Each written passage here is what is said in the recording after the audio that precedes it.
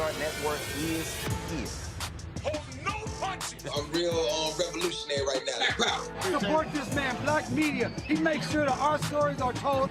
Thank you for being the voice of Black America, Roland. Stay black. I love y'all. All momentum we have now, we have to keep this going. The video looks phenomenal. See, this difference between Black Star Network and Black-owned media and something like CNN. You can't be Black-owned media and be scared. It's time to be smart. Bring your eyeballs home. You dig?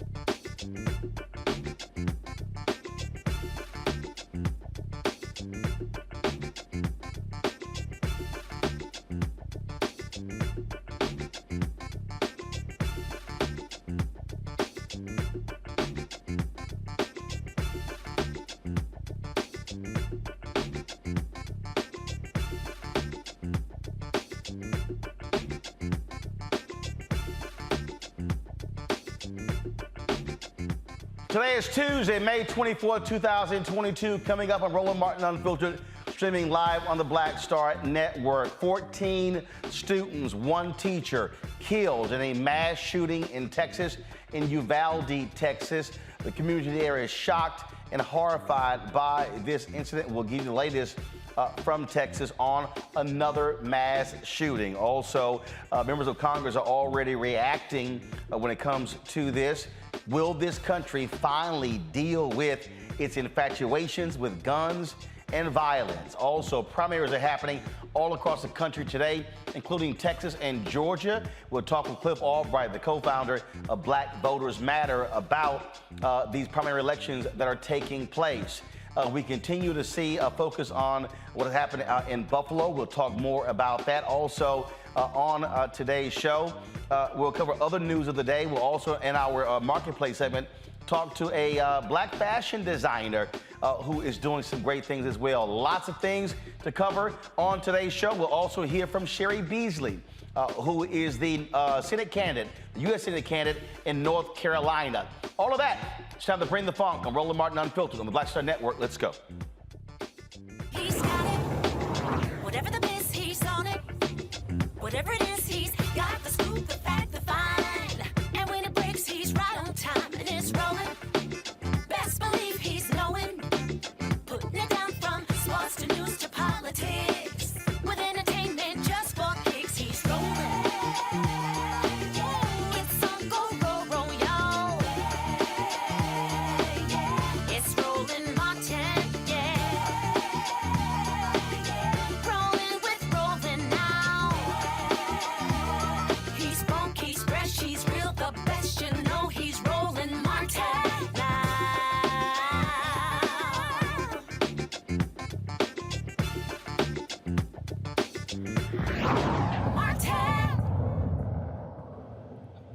Folks, this is a live look in Uvalde, Texas, where earlier today, a 19-year-old man walked into a school in Uvalde, Texas, opened fire on students there. He killed one teacher, 14 students. He was shot and killed by police who responded to the scene. Another tragic shooting happening here in the United States. Our children are not safe at all, even when it comes to sitting in the classroom. Here is Texas Governor Greg Abbott at a news conference sharing details about what happened today. The shooter was Salvador Romas, an 18-year-old male who resided in Uvalde. It's believed that he abandoned his vehicle and entered into the Robb Elementary School in Uvalde with a handgun, and he may have also had a rifle, but that is not yet confirmed according to my most recent report. He shot and killed horrifically, incomprehensibly, 14 students and killed a teacher. Mr. Romas, the shooter, he himself is deceased and is believed that responding officers killed him. Well, I'm kind of it's interesting that Texas Governor Greg Abbott would call this incomprehensible, considering we have seen this happen over and over in this country. We can talk about, of course, years ago, Columbine, 10 years ago, Sandy Hook, where 20 kids were shot and killed, Parkland in Florida, Santa Fe, Texas, about 4 years ago, where students were killed there, mass shooting in El Paso, Texas, mass shooting in Sutherland, Texas. These things have been happening all across this country. In fact, since the mass shooting in Sandy Hook, where those 20 kids were killed, there have been 3,500 mass shootings in the United States. Senator Chris Murphy was on the floor of the U.S. Senate, and he, at one point, he kneels down and says to his GOP colleagues, when are y'all going to do something about this? There are 14 kids dead in an elementary school in Texas right now.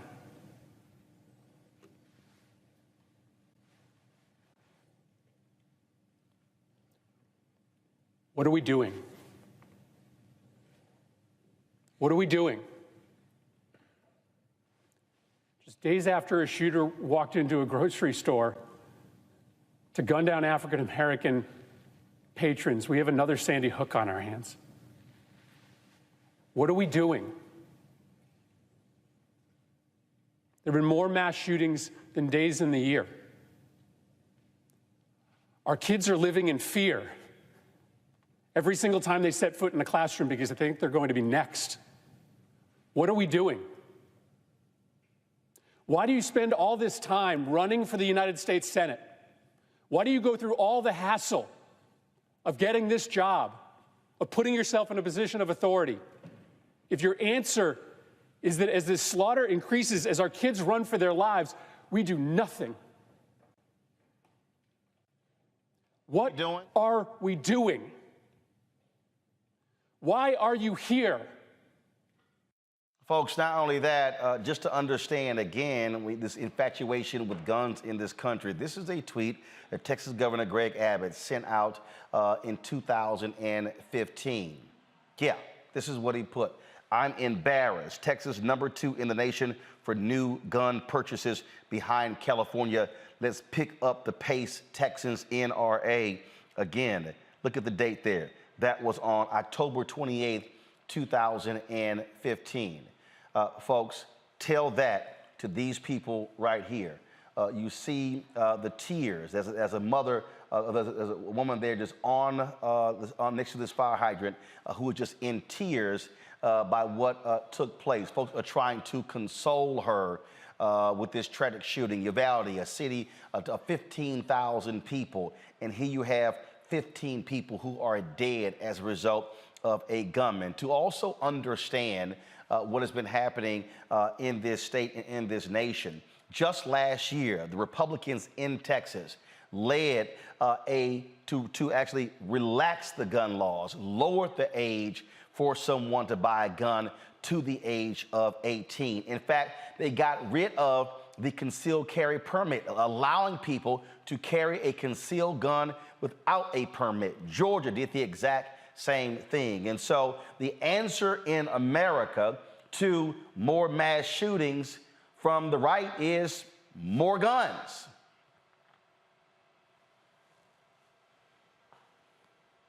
Tell her that.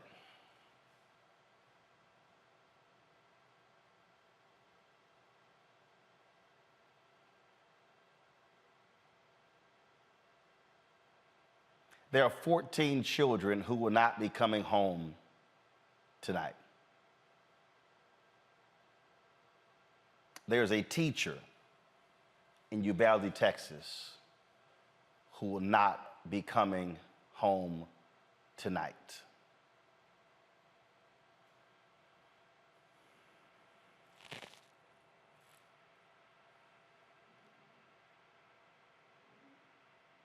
And all we keep hearing from elected officials is thoughts and prayers.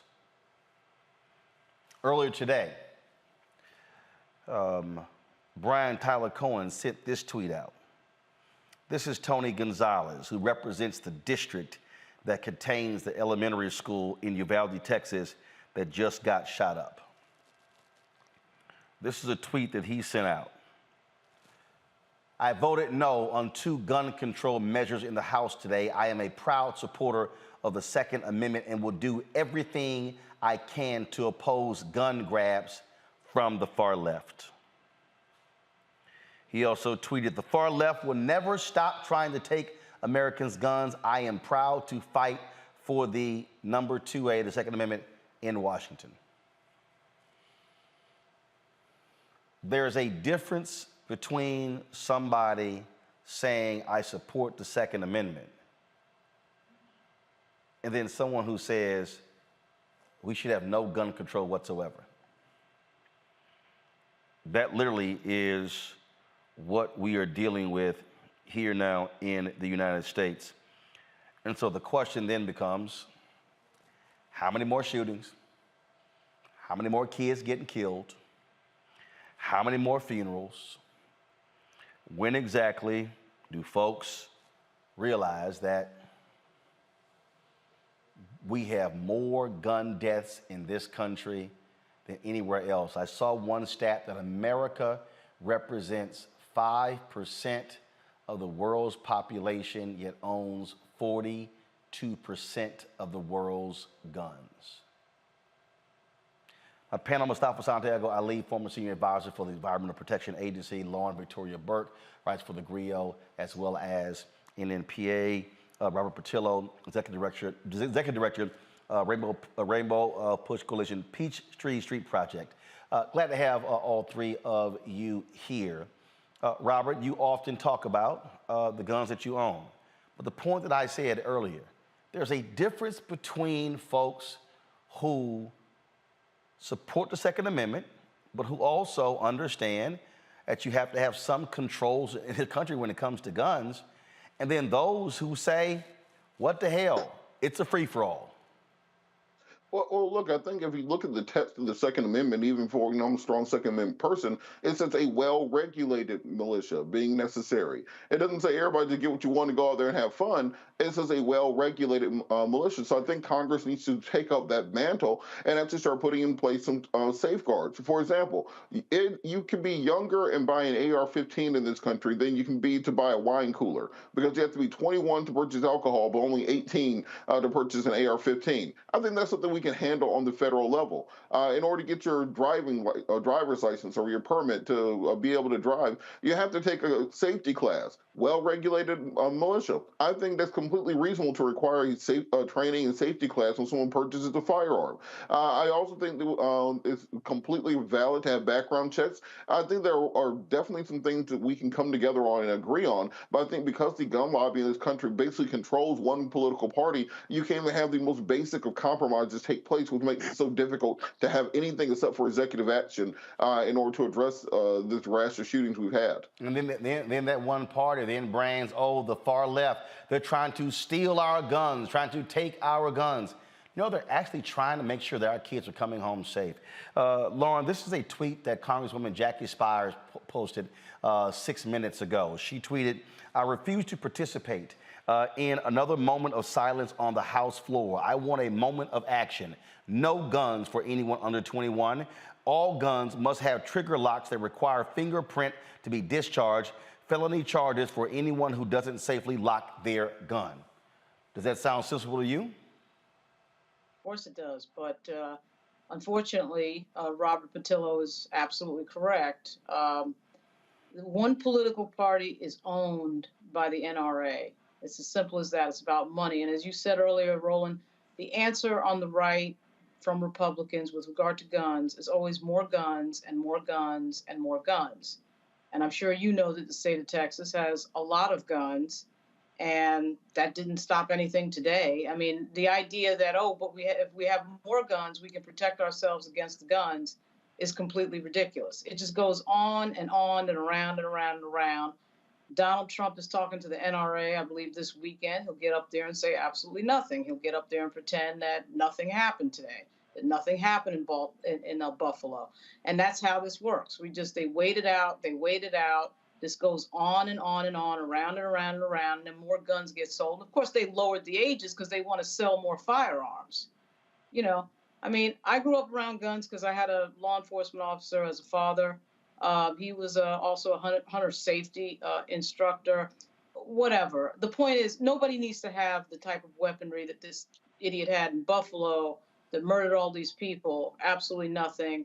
The incident at Virginia Tech, the guy had a bulk loader. He had a handgun, but he had a bulk loader, so you'd have to change magazines. There's no reason for anybody to have that. There's just no reason. You're not hunting with that.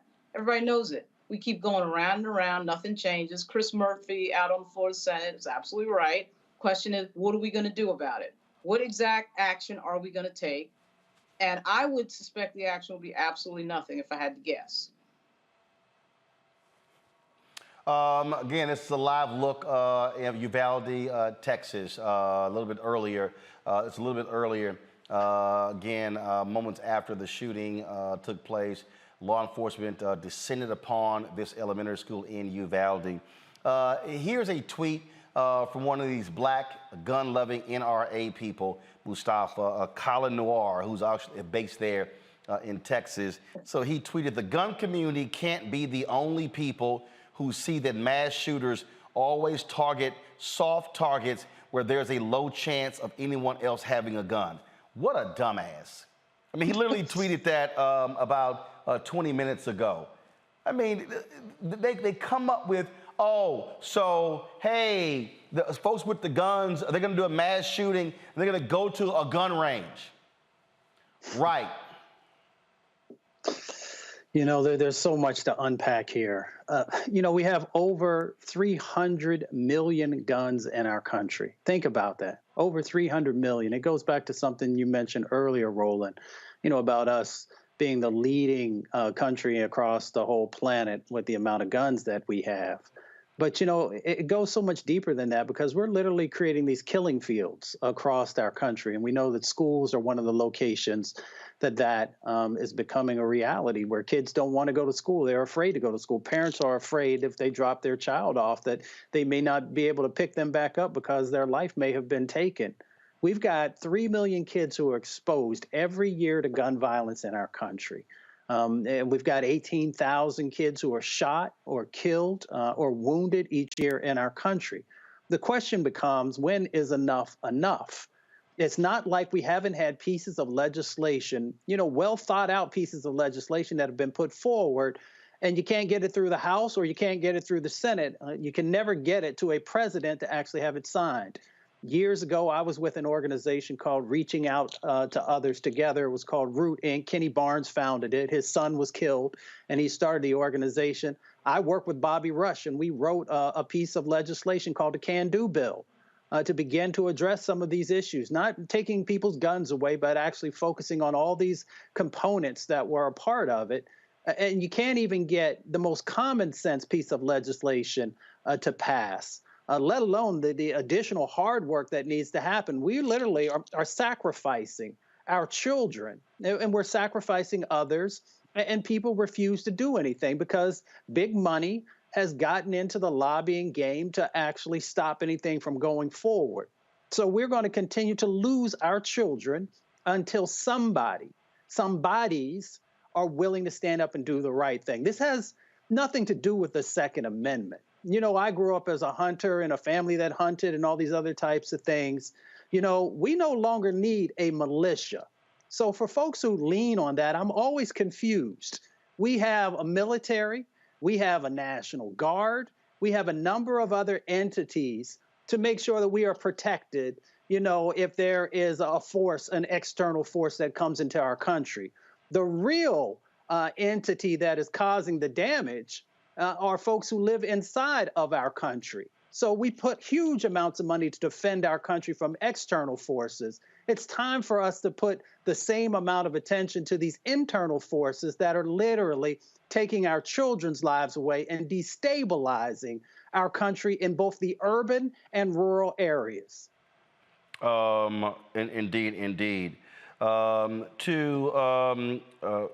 let me show you this here. Here's a graphic here where you can understand. This is countries with the most firearms in civilian hands.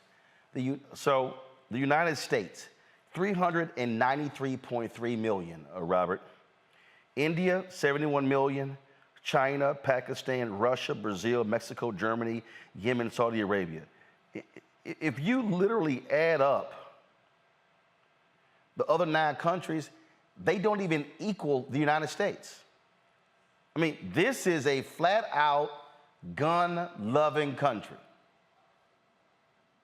You're absolutely correct, and I think that's why it's important that we try to institute the types of reforms that can actually be effective. I know often in situations like this, people try to go for the fences, they get very hyperbolic, and then they get to places where you can't actually get things done. I think that even the most strident NRA person or gun nut out there would agree that you probably should be older than 18 to buy a semi-automatic rifle. I think that's something most people can agree on. I think that people can agree that we should make sure we have dangerously mentally ill people who have previously had encounters with mental health professionals and law enforcement. They probably shouldn't have guns. I think that's something that we can agree on. So I think if we can come to the table and actually try to pass something for once and have a real national conversation on it, something can get done. But we know within minutes, it's probably happening already, the demagogues and the lobbyists and the financial special interests are going to get a hold of this issue, and it'll become so polarized that nothing can get done yet again. Indeed. And it's just, and the thing here, when you look at the polling numbers, Lauren, the polling numbers are there when it comes to gun control. But you have politicians who don't have any courage. And I'm sorry, the only way this changes is for those people who keep voting Republican to vote those people out to get their attention. That's it. That's the only way this changes. Otherwise, they're going to keep just ignoring this. And again, thoughts and prayers. I mean, when I say thoughts and prayers, I'll show you, you know, I don't give a damn what he has to say. But this is one of the 2 senators from Texas posting about this here. And as you can expect, here it is. Heidi and I are fervently lifting up in prayer the children and families in the horrific shooting in Uvalde. We're in close contact with local officials, but the precise details are still unfolding. Thank you to heroic law enforcement and first responders for acting so swiftly. Oh, thank you very much.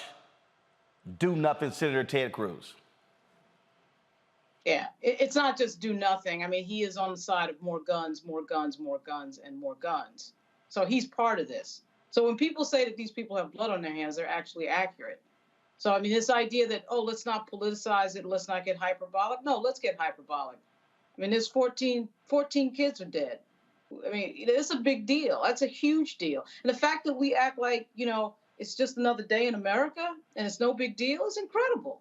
I mean, we're used to it now because it keeps happening and we keep going through this cycle of putting out statements and now, you know, obviously putting out tweets. And And really what the strategy is on the Republican side is just wait it out so it gets quiet and then we move on to something else. But as we all know, if you can watch Sandy Hook happen and nothing really changed, that was really the moment where you knew that nothing would ever change. Yeah. And Roland, as you just said, the way it changes is that people have to go after these politicians who are fine with more guns and being funded by the NRA and controlled by the NRA. The same politicians, by the way, that talk about pro-life, right? We're talking about pro-life all the time, talking about getting into the business of people's lives when it comes to one of the most private decisions between two people, which is whether to have children. They want to talk pro-life about that, but they don't want to talk pro-life when it comes to guns. Yep. They want all the guns in the world. That makes no sense. And but this is Ted Cruz. Yeah. Ted Cruz will play his PR games, and then he'll disappear. And here's the other senator from Texas, John Cornyn, Mustafa. Today, the entire state of Texas is in mourning. Earlier today, a gunman entered an elementary school in Uvalde, Texas, and opened fire. The shooting at Robb Elementary School is every parent and teacher's worst nightmare. No parent, child, or teacher should ever have to wonder whether it's safe to go to school. This is an excruciatingly painful time for the tight-knit Uvalde community and for all Texans. My heart goes out to those in the hospital receiving care and to the loved ones of those who lost their lives. As a parent, I cannot imagine the pain they must be feeling. I am in touch with local officials in Uvalde and plan to travel there as soon as I can get there. I'm grateful to law enforcement and everyone who worked to stop the shooter, as well as the medical staff working now to prevent further loss of life. I join my fellow Texans in lifting up the entire Uvalde community during this unimaginable tragedy. It's not fucking unimaginable. Right. Unimaginable is if it didn't happen before. We can imagine because it did. Right. Again, in Texas, you had, and I'll show you the links. So this is what is unimaginable. No, we can imagine it because we've seen it. It ain't new. You're talking about right here, El Paso, Texas. Here's right here, y'all. Boom. 2 years after Walmart mass shooting, El Paso leaders see inaction and betrayal by Texas officials. Yep. Y'all remember that? Guy walked into a Walmart, shot 23 people, he killed 23 people, left dozens more injured. Oh, I'm not done. I'm not done. Santa Fe, Texas, not far from Houston. 2018, mass shooting, 10 killed in Santa Fe. Unimaginable? Unimaginable? Unimaginable, Senator Cornyn? That happened in Texas. Last one. Oh, what about Sutherland, Texas? In 2017, a church there in Sutherland. Yep, guy walked in, shut up the joints. He killed 26, injured 22 in 2017. But John Cornyn says unimaginable. I mean, I just don't know what world he lives in. If you've got close to 400 million guns in a country, what do you think is going to happen? If you have no laws on the book, what do you think is going to happen? If you have no regulations, no real enforcement happening, what do you think is going to happen? And all those things go back to the ability for them to actually do something about it. So, yeah, it's unimaginable because you don't want to imagine, because you don't want to have to actually take any actions. You know, prayers without action is hypocrisy. Words without action is hypocrisy. And that's exactly what we continue to see from those elected officials that refuse to move forward on common sense gun reform. It is just, again, it is shocking and it is stunning. And it is what we consistently see over and over and over again. Folks, we'll give you more details as they come in regarding this mass shooting in Uvalde, Texas. 14 children are dead. Parents there are grieving. One teacher is dead. The suspect was shot and killed by law enforcement. Prior to going there, he shot and killed his grandmother. So today, 16 people are dead because a 19-year-old with a gun went on a rampage. Going to a break, you're watching Roland Martin Unfiltered on the Black Star Network. Hey, can you give Brian the keys to the car? I grabbed the wrong. I'm Deborah Owens, America's Wealth Coach and host of Get Wealthy. Let me ask you a question. Are your financial affairs in order? Or are you like Prince, Aretha Franklin, and Chadwick Boseman, celebrities that passed away with no will? Well, that's the topic we're covering on our next Get Wealthy program. Do you have the proper strategies in place to make sure that your assets and everything that you've worked so hard for pass on to the next generation and you create legacy wealth? So I encourage people to be thinking about what is the long-term plan as opposed to just for today or just right after I pass away. That's right here on Get Wealthy, only on Black Star Network. Pull up a chair, take your seat at the Black Table with me, Dr. Greg Carr, here on the Black Star Network. Every week, we'll take a deeper dive into the world we're living in. Join the conversation only on the Black Star Network. Hi, I'm El DeBarge. Hey, yo, Peace World. What's going on? It's the Love King of R&B, Raheem Devon, and you're watching Roland Martin Unfiltered.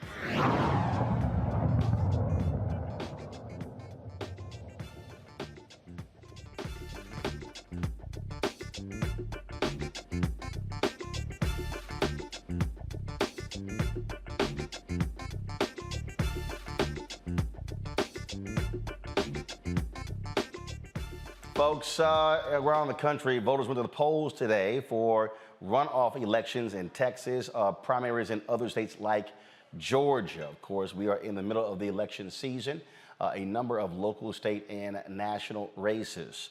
And so in Georgia, people are looking at the governor's race, where you have Brian Kemp, the incumbent, who is running against former U.S. Senator David Perdue, backed by Donald Trump.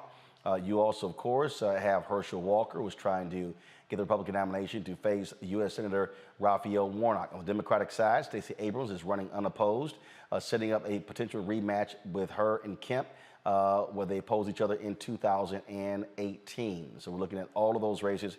As I said, runoff races happening in Texas. You also have campaigns happening in Alabama. Let's talk about both with Cliff Albright, co-founder of Black Voters Matter. From Atlanta, Melanie Campbell, the president and CEO of the National Coalition on Black Civic Participation here in D.C. Glad to have both of you. There's so many different issues that are on the table. We already see, Cliff and Melanie, the focus on the impending decision by the Supreme Court regarding Roe v. Wade, but also voter suppression. We've seen thousands of folks, potential voters, or ballots being tossed out, not having the right signature. And frankly, what Republicans in Georgia did, what they did in Texas, Cliff, was exactly by design, what they wanted to achieve. And that is to keep folks from being able to vote, making it even more difficult for them to cast ballots, especially mail-in voting. Yeah, no, you're absolutely right, Roland. You know, and we saw that in Texas. We saw that in Georgia, you know, last election cycle. You know, we've actually been through one election cycle here in Georgia with the voter suppression law in place. And we saw what happened during the 2021 elections, which were, you know, largely local elections, what some people call an off year. But still, we saw what the blueprint is, or at least part of it. We know that it's going to get worse this year, particularly when we get to November. But what we have seen, even on today's election day, now mind you, today's not going to be the worst of the voter suppression, right? Because this is the primary day. They're dealing with their battles over in their primary. But what we have seen is that we've seen the Secretary of State's office, that same Secretary of State, Raffensperger, that you had mainstream media trying to act like with some kind of profile and courage. But we've seen his office sending out investigators to various polling places, largely in Metro Atlanta, but in other places as well, randomly questioning and intimidating voters, right? And we believe that this is a dry run for what's in store for November, or more importantly, it's part of setting a chilling effect, a chilling climate that's going to be used to intimidate voters between now and November. So we already see them and some of the tactics that they're going to be using. No, absolutely, Melanie. And the bottom line is, to Cliff's point, they are running people for Secretary of State, for Attorney General, who believe Trump's big lie. They are trying to set it up to literally steal future elections. Oh, most definitely. I totally agree. Great to see my brother Cliff today. And in Georgia, one of the narratives I think that's really important, and we all been pushing back on, is, oh, well, I guess people are showing up, so there must not be any voter suppression. Cliff just laid it out. Oh, yes, it is. And then things like polling places open late, and people having to wait and see if they can leave the polling places open longer. And it's all it's smaller things. It seems small, but when you get a collective group of them and you see where those polling places are, you know who is being suppressed, which vote is being suppressed. And it may seem small, but by November, it'll be a big, big deal. The other thing is when you look at people not using absentee ballots. And so you say, well, why is that? Because all of the new rules and laws in Georgia, as an example, where it makes it harder for people to use absentee. We're still in a pandemic. So there's still the concern about folks being able to have access to the ballot in ways that will address those kinds of things. So I'm concerned that there's a narrative afoot that says, oh, we really don't need voting rights protections, because look, nothing's really happening. So it's like, bait and switch. But come November, we'll see the real impact. And so we have to be ready for that. People are paying attention. Yeah, we're voting, but there are votes that are going to be left on the table because of some of those things that, in a cumulative effect, is what we've all been fighting about. There was a tweet I saw yesterday, Cliff. There was a voting rights lawyer who said he followed all the directions and even he missed a step. That's right. He's a part of the Lawyers Committee's lawsuit against voting rights. He said, I am a lawyer. This is literally what I do, voting rights. He said, I methodically went through everything and I missed one step. He said, and my ballot was rejected. Yeah, no, you're right, Roland, and Melanie's exactly right. That's why she's my leader, right? But Melanie's exactly right, where she points out, people are talking about this shift or this increase in voter turnout in Georgia, but what we've largely seen is people shifting from voting by mail to coming out and voting in person during the early vote. And with that said, a lot of that increase has been on the Republican side. There's been increases, amongst Black voters as well, but that's been a shift. And what people are not talking about is the same thing that you just raised and the same thing that Melanie raised, which is how much of that shift hasn't been from vote by mail to in-person early voting? How much of that shift has gone from vote by mail to I'm not voting, right? Because this is too difficult. Whether the person decided to not engage, or whether, like the person that you raised, who's somebody who does this for a living but still had their ballot rejected, that goes to show how difficult some of these limitations and restrictions that were put in place by SB 202, the voter suppression bill here in Georgia. We've already seen the impact. This isn't speculation. We saw the impact last cycle. We're seeing the same thing this election cycle. And just because there's been a large number of people who did manage to make that shift to the in-person early voting doesn't mean that there's also not a significant block of people who have not made that shift, either by choice or by rejection. And in a state where we know the elections are going to be close, like 11,700 during the presidential, that percentage of folks who get their ballots rejected, or who are turned off because of the suppression, or who are turned off because of the intimidation at the polls, those margins can be the difference between who gets the win come November. Not to mention, last thing real quick, Roland, not to mention that we still aren't even talking about the election subversion piece, which is, even if everything goes okay and we get the votes, that they can still come back and knock out a county or knock out a couple of polling places within particular counties and just discount certain votes. That's literally what the Pennsylvania candidate for governor has promised that he is going to do. That with a stroke of a pen, he can decide which votes get cast. The same thing can happen in Georgia because of the voter suppression bill that was passed. And again, that's how dire this is. Melanie, y'all are going to be at the Supreme Court tomorrow for an event that, again, one of the critical issues that's on the ballot this November. Yes, thank you, Roland, and thank you, Black Voters Matter, my friend Cliff, and Latasha will be there with us tomorrow. We are really continuing to lift up voting rights, and we also know the attack on reproductive rights right there with them. Both of those bills were not passed in the Senate, and so we have to keep the fight up. So we're coming together in a coalition of over 50 organizations to say we want voting rights and we need our reproductive rights protected tomorrow.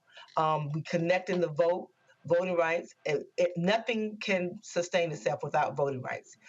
And so we started this in July, and we said we were going to continue to fight, continue to put the pressure on the Congress as well as the administration to focus in on voting rights in real time. We know we're going to have we already have a problem. Texas showed the problems anyhow, rolling with the election in Texas. So, and as Cliff pointed out, Pennsylvania, we're seeing it. So when you look at all of that, it's setting up for 2024, and also to set up to make sure that the power shift can happen in the Congress, as well as in state legislatures and governors' races across the country. So a lot is riding on it. And so we said we could keep fighting, and we meant that. And so we're just starting again tomorrow. And, you know, Cliff, it is interesting. I've been seeing all of these different people. In fact, I've been commenting on different people. I saw where Latasha's responded to Luther Campbell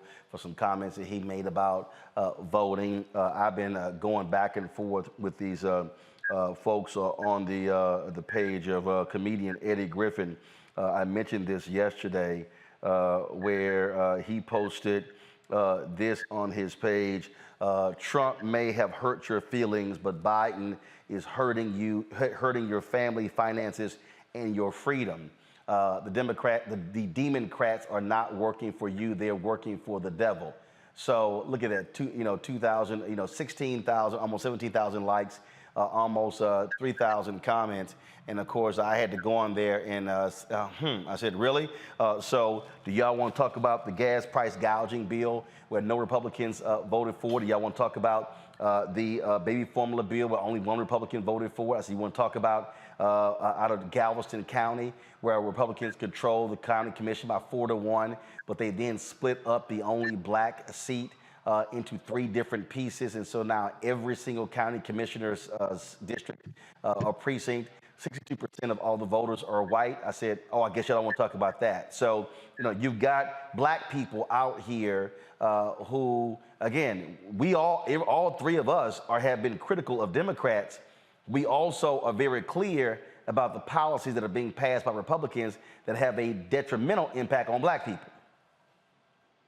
Yeah, you're exactly right, Roland. I mean, here you have a party, and I'm not out here just carrying water for the Democrats, right? Like you said, we all 3 of us. And yeah, no, we carry water for black people. That's right, exactly. That's the point. We carry water for black folks, and whoever it is that's pushing policies that are going to benefit our community, then we can be for that. At the end of the day, you can't say that you're about honoring life and supporting children, but then you vote against formula for babies. You can't say that you're for freedoms, but then when it comes to a woman's body, then all of a sudden you believe that you don't believe in small government anymore. You believe that the government can play a role in what choices women make. And speaking of which, we got to take this issue, and I'm glad you and Melanie talked about the demonstration going on tomorrow in regards to voting rights and reproductive justice and abortion rights. You got politicians out here talking about, maternal mortality ain't bad as long as you discount the black women. Like, is that where we at now? Were we going to be okay with Eddie Griffin? Were we going to be okay with these folks literally trying to discount the death of black women, of black mamas, of black sisters, of black aunties. And I know that black women are taking this issue serious, but I really need some more brothers to really get involved in this battle. Like you can't have this issue of abortion rights, and it's going to be black women that are going to be hurt disproportionately. Not going to be, it's happening right now in places like Mississippi and other places, because white women and women of certain wealth, they'll be able to travel, right? I mean, I don't wish it on them either, but they have more options. But many in our community aren't going to have those same options. And when it gets criminalized, we know what happens when they criminalize anything, whether it's weed or abortions or whatever it is, or voting. It's going to be used disproportionately against black women, against our families, against our communities. This is not just an issue that black women need to be motivated around. We need brothers to be just as motivated, and to recognize that you got one group that is anti our lives, that literally said the quiet part out loud, that they can literally discount our loss of life. And then we got some other folks that are, at least in some regards, trying to defend that and do something about that. It's not about supporting a party. It's about supporting us and whoever is speaking most closely, not perfectly, not where we want them to be on all issues, but most closely with the issues that are impacting our lives on a daily basis. Melanie, final comment. Yes, and at the end of the day, when they come for your rights, and they come for you, they come for me, they're coming for you next. And that's why it's important. We have sisters tomorrow, Roland, that are on the front lines, Sister Song, and many others who are leading the reproductive justice movement, reproductive rights movement, and us bringing together civil rights organizations, women's organizations. Folks, show up. We have to show up. We have to keep the heat on and connect the dots to why this election is so very, very important. As we struggle with our daily issues that are going on in our community. You were talking about right before we came on about the gun violence and how out of control it is, the racism, the white nationalism, so many things. But at the end of the day, if we lose the right to control who gets elected, who speaks for us, who fights for us, we have to continue that fight, and we have to join together in coalition. So thank you for the opportunity to talk about it tonight. All right, we appreciate it. Thank you so very much. All right, folks, tomorrow we'll have details on who won and who lost in these various primary races across the country. Folks, a little bit earlier today, I got a chance to talk with Cheri Beasley. She's the former North Carolina Supreme Court Chief Justice, who is a Democratic nominee for the United States Senate. We've been waiting to get her on for quite some time. We finally got a chance to chat with her. Here is our conversation. All right, Cheri Beasley, finally got you on the show. I've been waiting to talk to you for quite some time, so let's not waste any time. Let's get right into it. You lost your race for Supreme Court Justice in North Carolina in 2020 by 400 votes. What did you learn in that race that is helping you when it comes to now running for the United States Senate? What are you focused on? Roland, thanks so much for having me. I did. I was running for the office of Chief Justice, and in North Carolina, judges are elected statewide in contested races. And with 5.5 million votes cast, I fell short by 401 votes, but performed well in rural communities and urban communities, and outperformed almost every statewide elected official other than the governor. I'm really excited about this race, and it is awesome to be the Democratic nominee. Very thankful for voters for coming out and supporting my candidacy. You know, I know we have been working really hard in this election. I've had 2 successful statewide elections, a local election as a young mom when people doubted that I could win, and we won that race by 30 points. And in 2008, I was successful in a statewide election in 2014. What we know is that we must work hard for every single vote. We are traveling across the state, meeting voters in backyards and places of worship and everywhere else. And we're investing in voters now. And so we know it's going to be important. I've been in tough fights before. I've never backed down, and I won't back down now. But we have an opportunity to really reach voters and let them know the magnitude of this election and that we really can win it. So I saw a piece the other day in Politico that just had me totally befuddled. and it talked about how Democrats were trying to figure out, whether to go all in North Carolina because they hadn't won a Senate race in 2008. And I'm sitting here going, correct me if I'm wrong, Democrats have a majority on the state Supreme Court. You have a democratically elected governor right here, right now.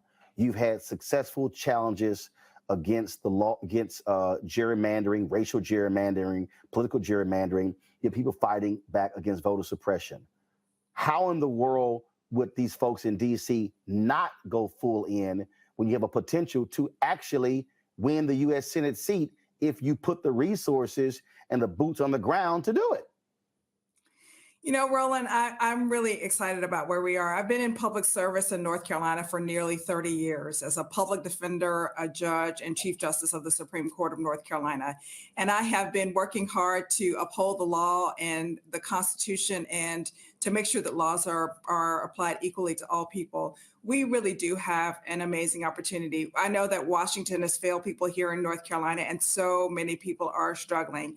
We do have an opportunity, and the other side knows we have an opportunity. We know that the NRSC is running ads to distort my judicial record. And they're committed to spending millions of dollars to do that. They know that they can lose and that we can win. So I'm excited about where we are in this race. I've taken an oath to uphold the Constitution and respect the rule of law, and really thankful for the sheriffs who stepped up, condemning the ads against me, and really understand that we really can win this race, and they're very supportive.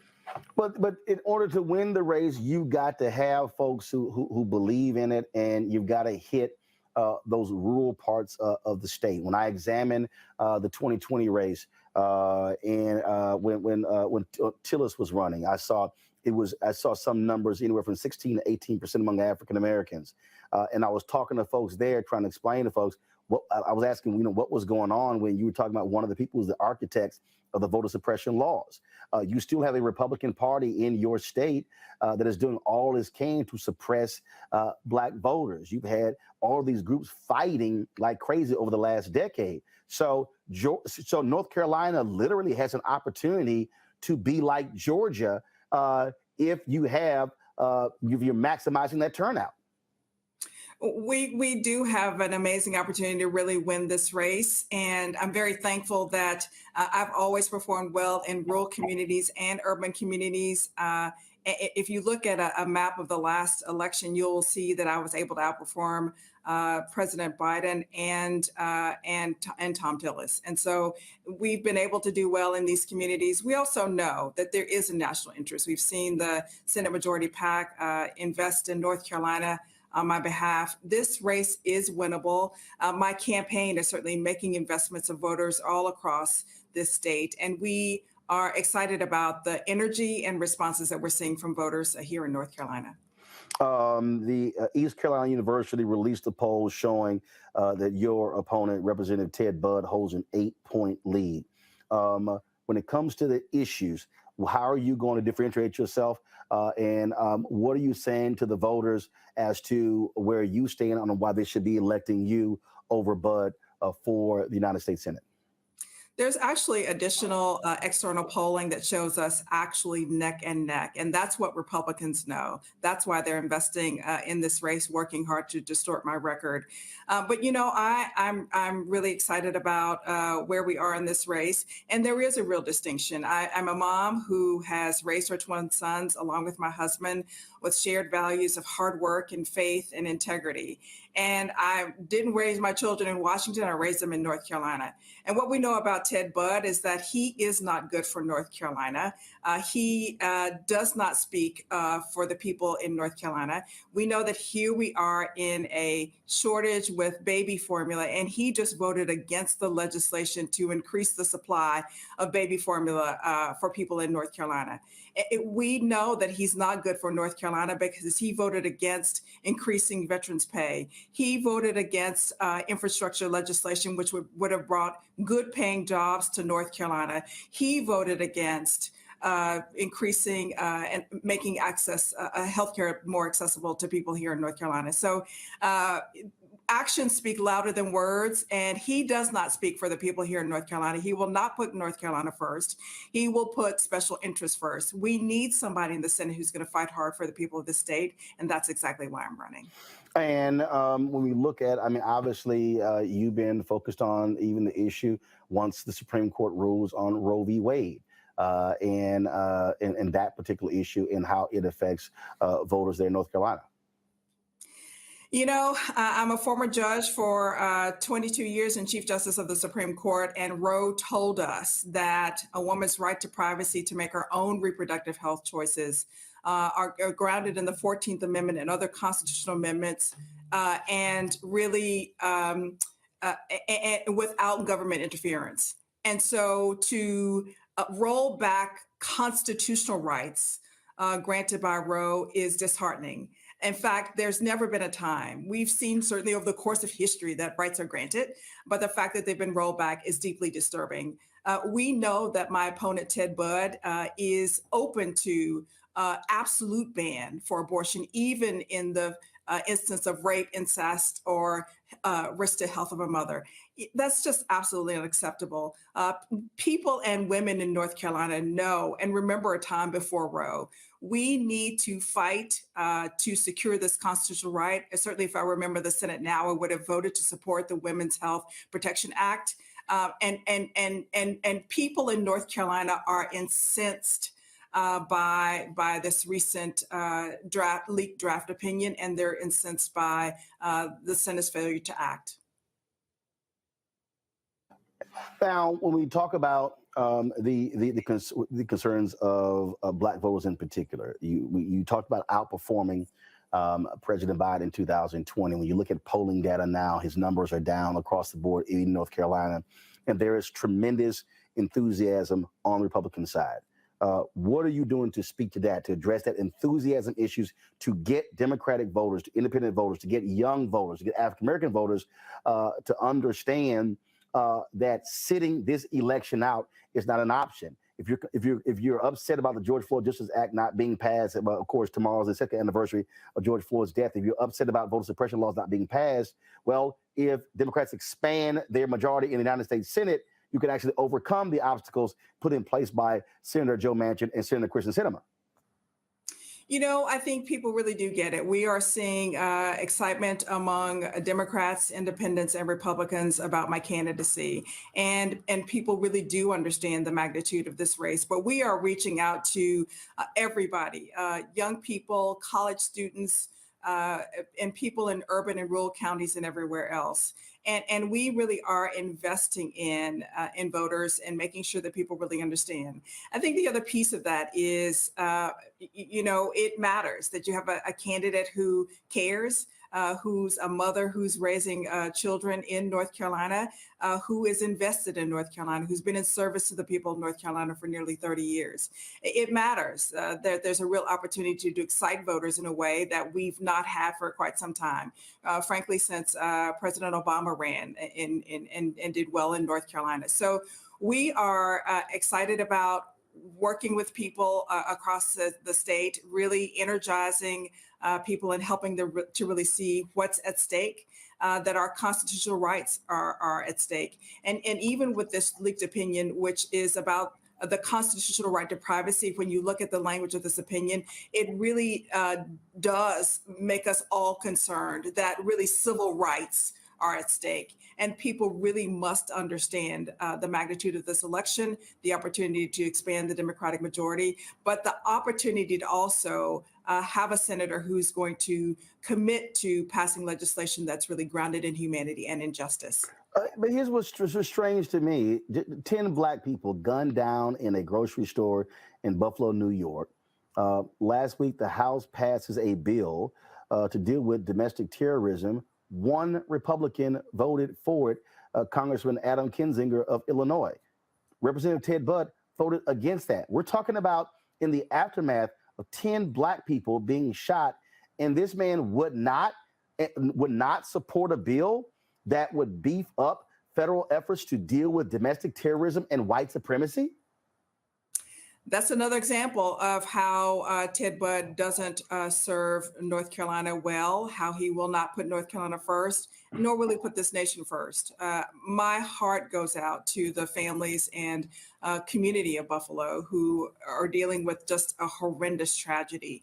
And we really must do more. And you're right, the people of North Carolina should have expected Ted Budd to support this legislation, and he didn't. He fell short. Again, one of the issues people are really concerned about voter suppression. Obviously, you know, all these laws that are being passed.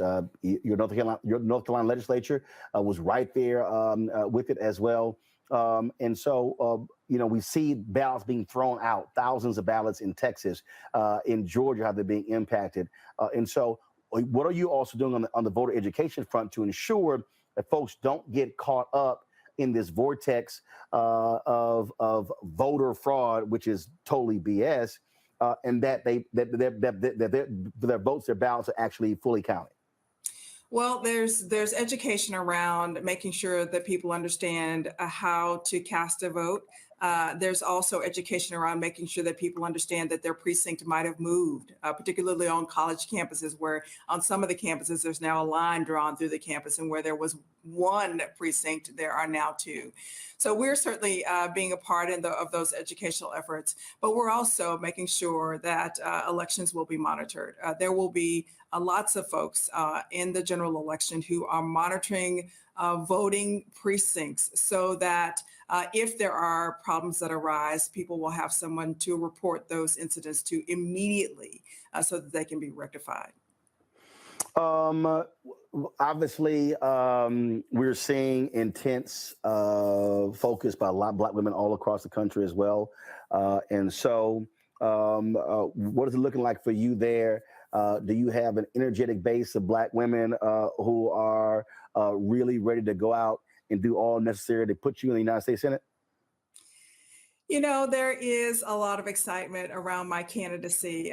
Black women, Black people, but really all people. I mean, I've been an elected official for 22 years, and so we've been building upon relationships for over the last decade. And so we're really excited about where we are in this race. But I can also tell you this, Roland, the first time I ever saw an African-American woman presiding in a courtroom, I was a practicing lawyer, and it was then Judge Patricia Timmons Goodson. So I certainly know that diversity and representation matter, and I know that our institutions are better when we are diverse and have voices from a lot of folks represented at the table. There are 24 women currently serving in the Senate, and there are 0 African-American women in the Senate. And it matters how the Senate looks, but it also matters how the Senate works. And so I'm really running to make sure that we're making changes to address access to health care and expanding the ACA and with a public option, that we're expanding Medicaid here in North Carolina, that we're lowering prescription drug costs and protecting our constitutional rights and so much more.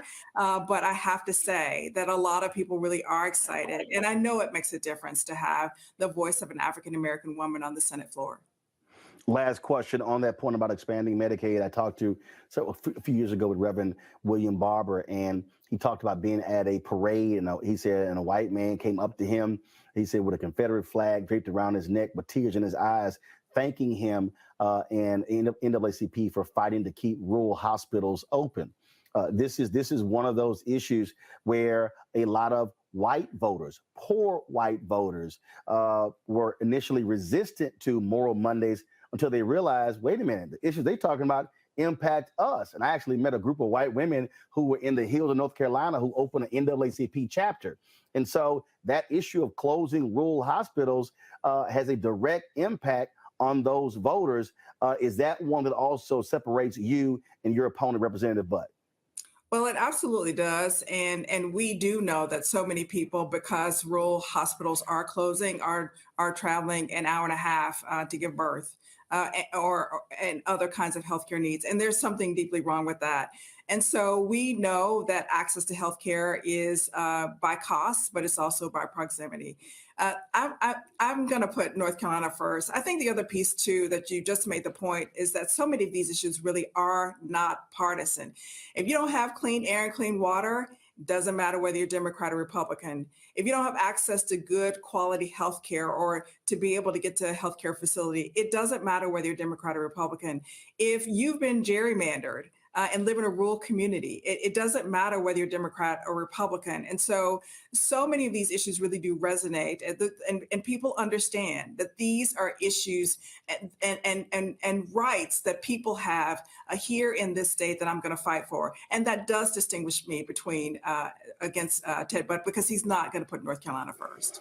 Well, I was there in 2020 talking to you and some other candidates who are running. So look forward to being on the road this summer and the fall as well, coming to North Carolina and some other states that we plan on hitting. And so look forward to seeing you out there on the campaign trail. I appreciate you, Roland. Thanks so much. Thanks a bunch. Good luck. Thank you. All right, so I'm trying to understand, Lauren, what the hell are Democrats thinking about not fighting hard to try to win in North Carolina? We saw what happened in Georgia. Ain't like Democrats got a shot at winning a U.S. Senate seat in Alabama or Mississippi or Tennessee or Arkansas or South Carolina. And so I would think they should be saying we're going to go all in to try to win North Carolina. Well, that's what you would be thinking. But of course, you know, when it comes to candidates, particularly candidates of color, they seem to be sort of lackadaisical about it, which they can't afford to be. I mean, these next two cycles are probably for all the marbles, quite frankly. And I'm not sure why the Democratic Party doesn't completely and fully understand that. So not only the North Carolina race, but so many others, they really need to go all in like they've never gone all in before. I mean, if you're not doing it now, when are you doing it? We're having open discussions about our democracy being at stake. The Capitol was attacked last year. I mean, when do you become urgent if you're not urgent now? So this race, though, to me, North Carolina being a closer state, certainly not a full-on red state, and a state that has shown that it can elect a Democrat statewide, one would think that they would be more energized about a state like North Carolina. So I'm very confused by that statement. It's going to be really interesting to see exactly how much the Democrats invest in North Carolina. I'm not sure why this would be even a discussion with a 50-50 Senate. You know, it is nonsensical, Robert, for any of these folks in Washington, D.C., who are Democrats, to not think you don't fight for North Carolina. First of all, the activists on the ground have fought for a very long time to fight those voter suppression laws, and that's why they've seen some success. The reality is they can win in North Carolina, but you got to run hard in order to win in North Carolina, and you've got to commit the resources to a Cheri Beasley to actually do it.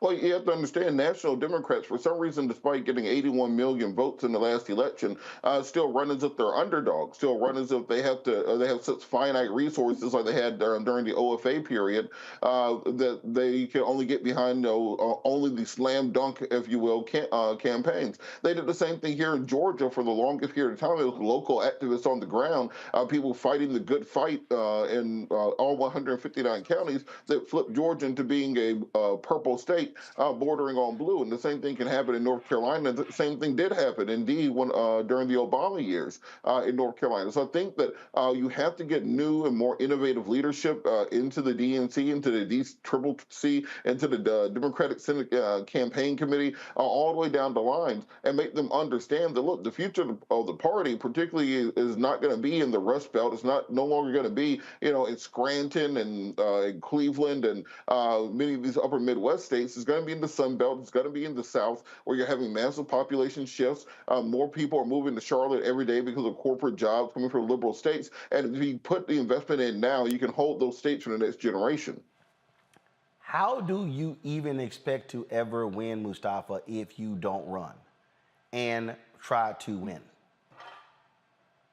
It's nonsensical. You know, it blows your mind some of the things that you see Democratic leadership not doing and not funding and expecting a different result. We know that Black women are the heart of the Democratic ticket.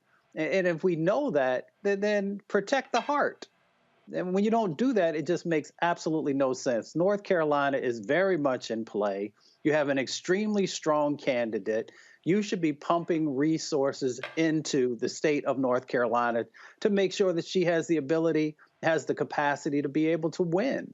And if you're not doing that, you're also sending a message across the country to other Black candidates in particular, but candidates of color, that, you know, folks are not going to support you at the same level that they would, unfortunately, a white man.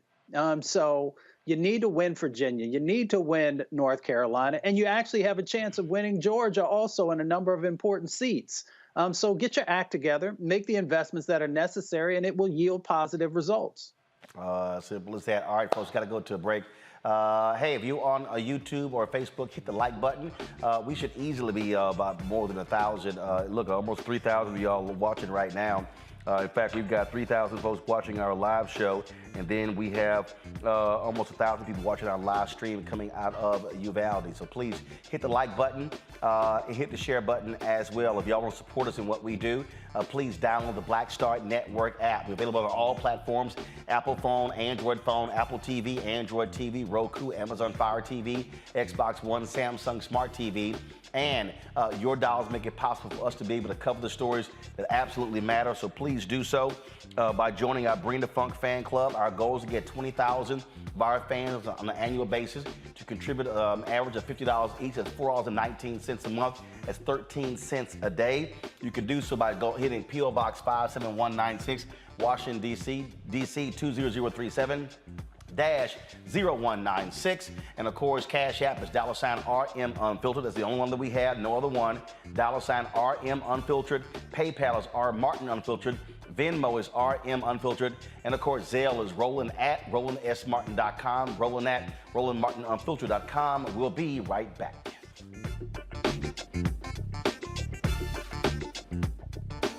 You know, he brought his own sound. So when you have an artist that creates his own sound, like Earth, Wind & Fire, Stevie, you know, they come in, the Beatles, they create their own sound. He kept reinventing himself. He wasn't afraid to change instrumentations or not use drums or not use bass or use the Lynn machine or use real drums or use, you know, pots and pans. It didn't matter. It's just like he wasn't afraid to. The sound was different every time he did an album, completely different, you know? And the things that he wrote about, it was things that he felt he needed to speak about. So a lot of honesty, you know, whether he would admit to it or not, there was a lot of honesty and a lot of things that were real to him. When he gave, you know, I think, for me, he is my favorite, my #1 favorite guitar player in the world. He was. He played with, I mean, and especially, I loved me playing drums with him, he and I playing together. When I played drums, it was a whole nother thing. And I just think that he reached people in a way, as an artist, that he reached you because he was, again, honest in a way that he said it a million times, but he wasn't trying to write the next Purple Rain. That was already what it was. Right. I can write that. That was that one time thing, right. But it's never going to happen again. So why would I write that again? Then it's not special anymore.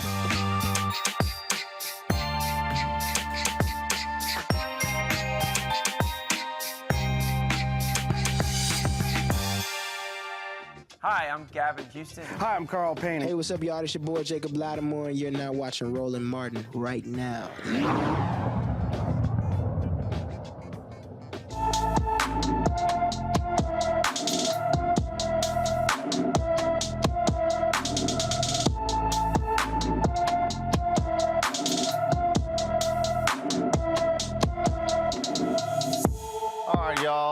Of course, our black and missing. Seth James Davenport has been missing from Cleveland, Ohio, Since May 14th, the 17-year-old is 6 feet 2 inches tall, weighs 170 pounds, with brown hair and brown eyes. He was last seen wearing a gray hooded sweatshirt and blue jeans. He left home without his medication and may need some medical attention. Anyone with information about Seth James Davenport should call the Cleveland, Ohio Police Department at 216-623-5262, 216-623-5262. Folks, you might recall when we had the family of a young man in Houston, Texas, who was shot and killed by police. They couldn't understand what happened to him, and they were demanding that the body cam footage actually be released. Well, that body cam footage has now been released, and if you want to understand how it's nonsensical, how police are operating out here, this is another example of what happens. This is the video. And we're just warning you, if you want to turn away, that's fine, please do so. But this is the video of Jalen Randle, okay? This took place a month ago. He was 29 years old. He was shot and killed by police officers in Houston, Texas. They have finally released this body cam footage. If this is triggering for you or it's too graphic, please turn away. But again, if you want to see how these officers are behaving when somebody is running away, here's another example. On the east of 100 Josie. What's going on, Josie?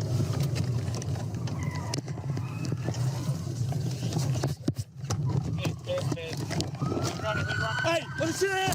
Oh, shit!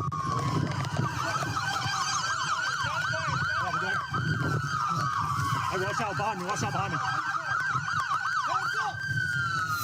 You good? I'm good. We're good. We got one driver, suspect being taken into custody right now.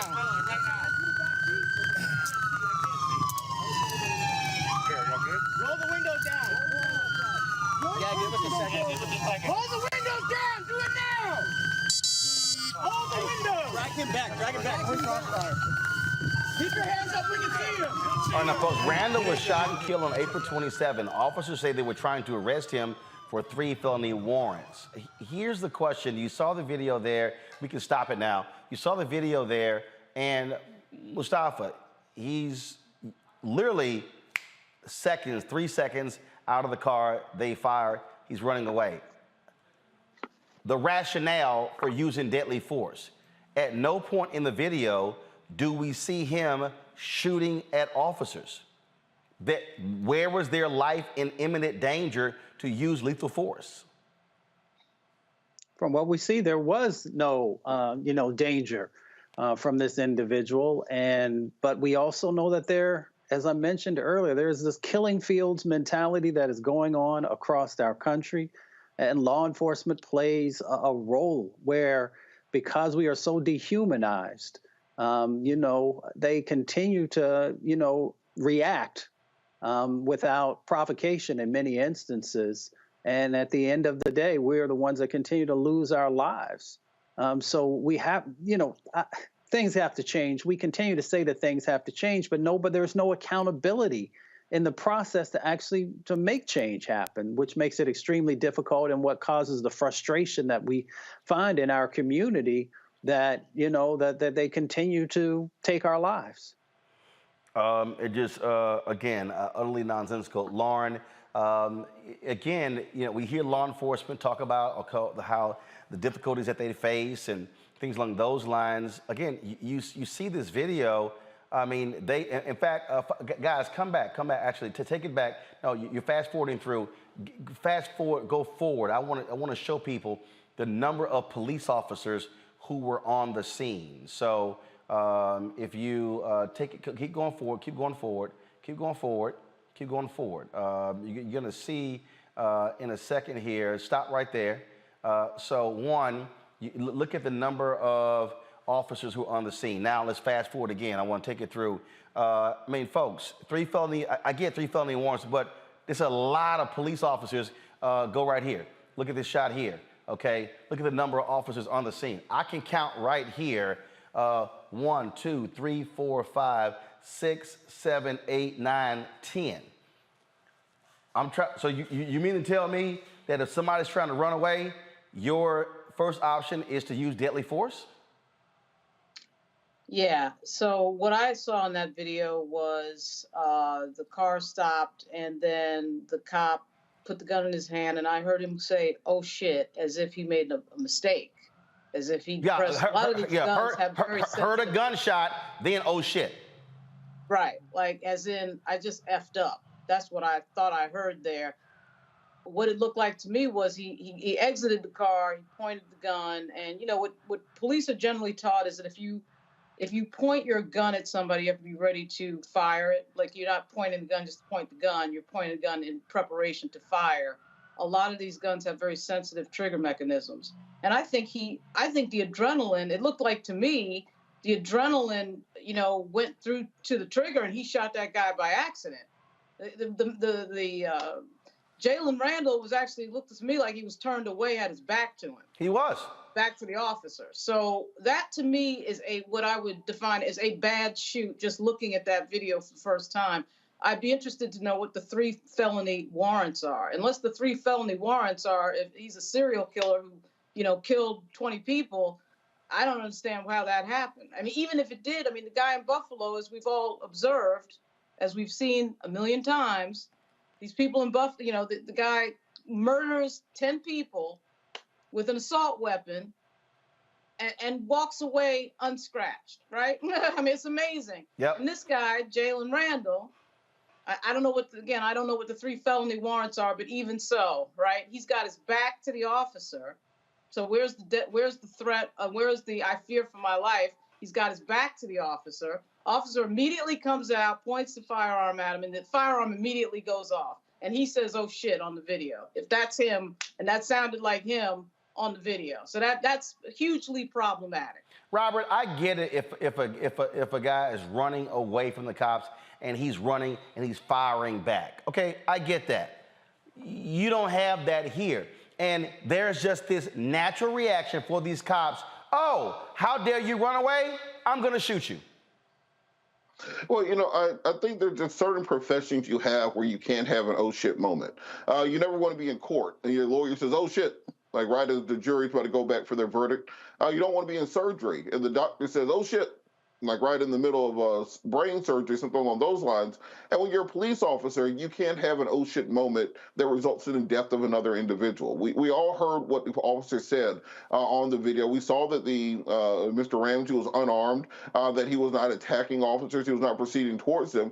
It very much sounds as if this officer made a fatal and crucial mistake. And I'd be interested to see what the statements from police were and what the police report said prior to the video coming out and whether or not there's inconsistencies there. And for people who always oppose police reform, for example, when we say that there have to be other ways to do it, this is what we're talking about. The fact that there are other ways to bring an individual suspect in, even if he is accused of, you know, being a serial killer or anything else, you still have your due process rights. You are still innocent until proven guilty. And we have to find another way to bring people into custody other than having to kill them and have an oh shit moment that cost somebody their life. Indeed. All right, folks, got to go to break. We come back. We'll talk about the DOJ targeting Kentucky when it comes to civil rights violation in their mental locations. We'll tell you about that next. And also we'll talk to, in our marketplace segment, a fashion designer who is trying to make her way in the business. You're watching Roland Martin Unfiltered right here on the Black Star Network.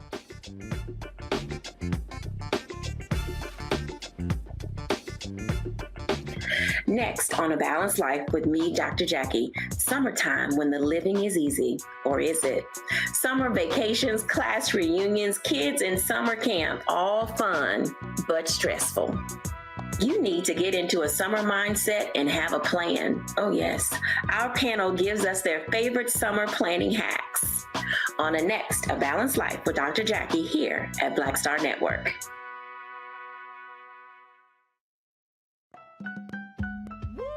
We're all impacted by the culture, whether we know it or not. From politics to music and entertainment, it's a huge part of our lives, and we're going to talk about it every day right here on The Culture with me, Faraji Muhammad, only on the Black Star Network.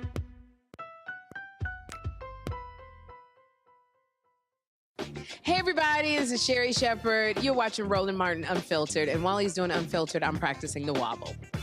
So I am. Because Roland Martin's the one, he will do it backwards. He will do it on the side. He messes everybody up when he gets into the wobble because he doesn't know how to do it, so he does it backwards. And it just messes me up every single time. So I'm working on it. I got it. You got Roland Martin. Hi, my name is LaToya Luckett, and you're watching Roland Martin Unfiltered. What's going on, everybody? It's your boy, Mac Wiles, and you are watching Roland Martin Unfiltered. What's up, y'all? It's Ryan Destiny, and you're watching Roland Martin Unfiltered. What up, Lana Well, and you are watching Roland Martin Unfiltered.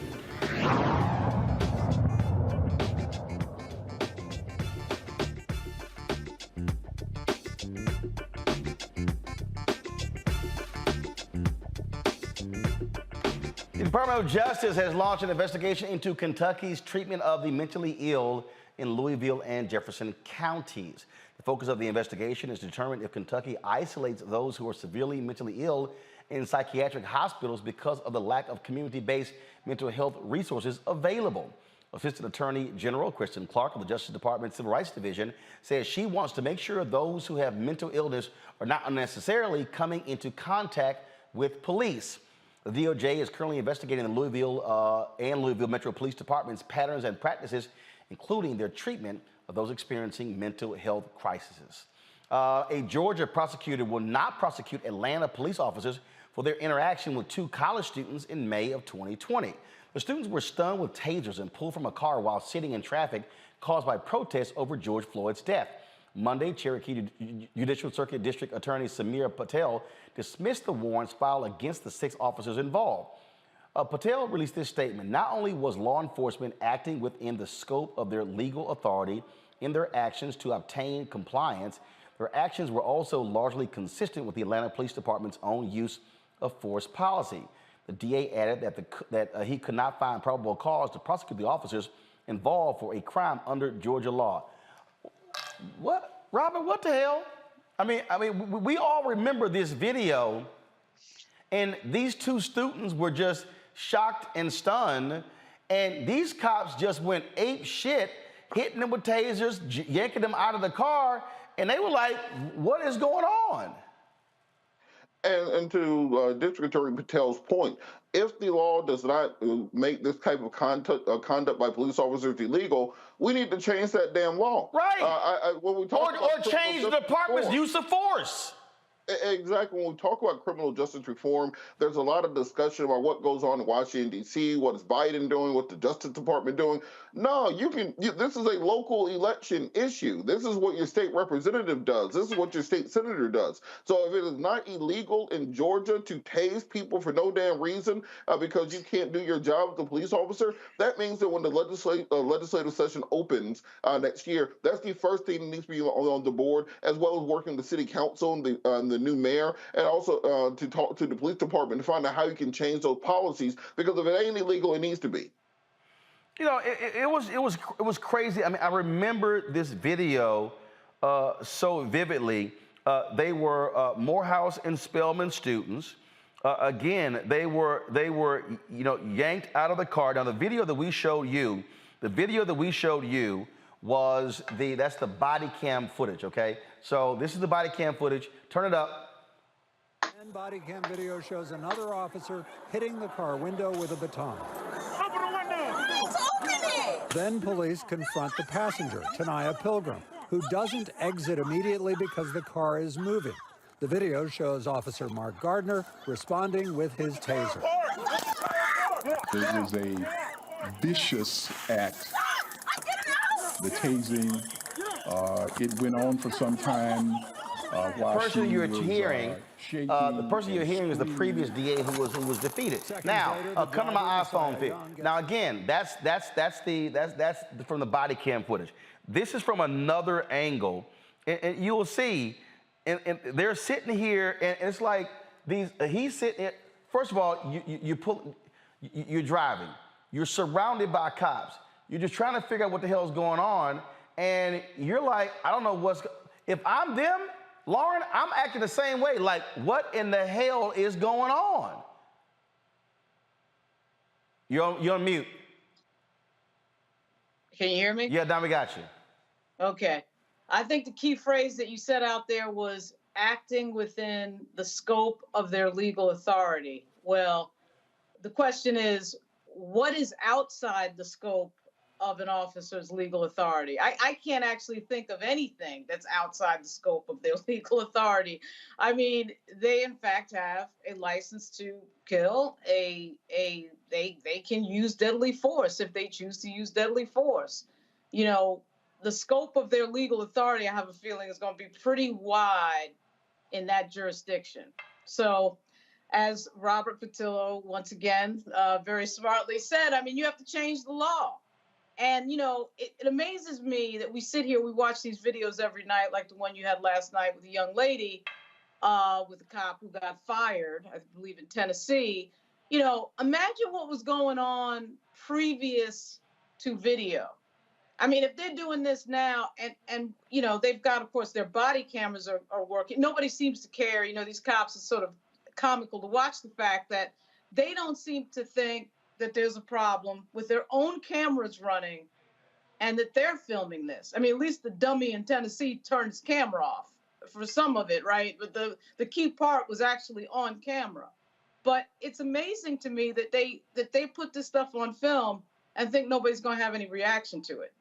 So imagine what was going on without the cameras for the most of American history, of course. It's crazy. And again, part of the problem that we have here, Mustafa, is cops get to do whatever they want with impunity.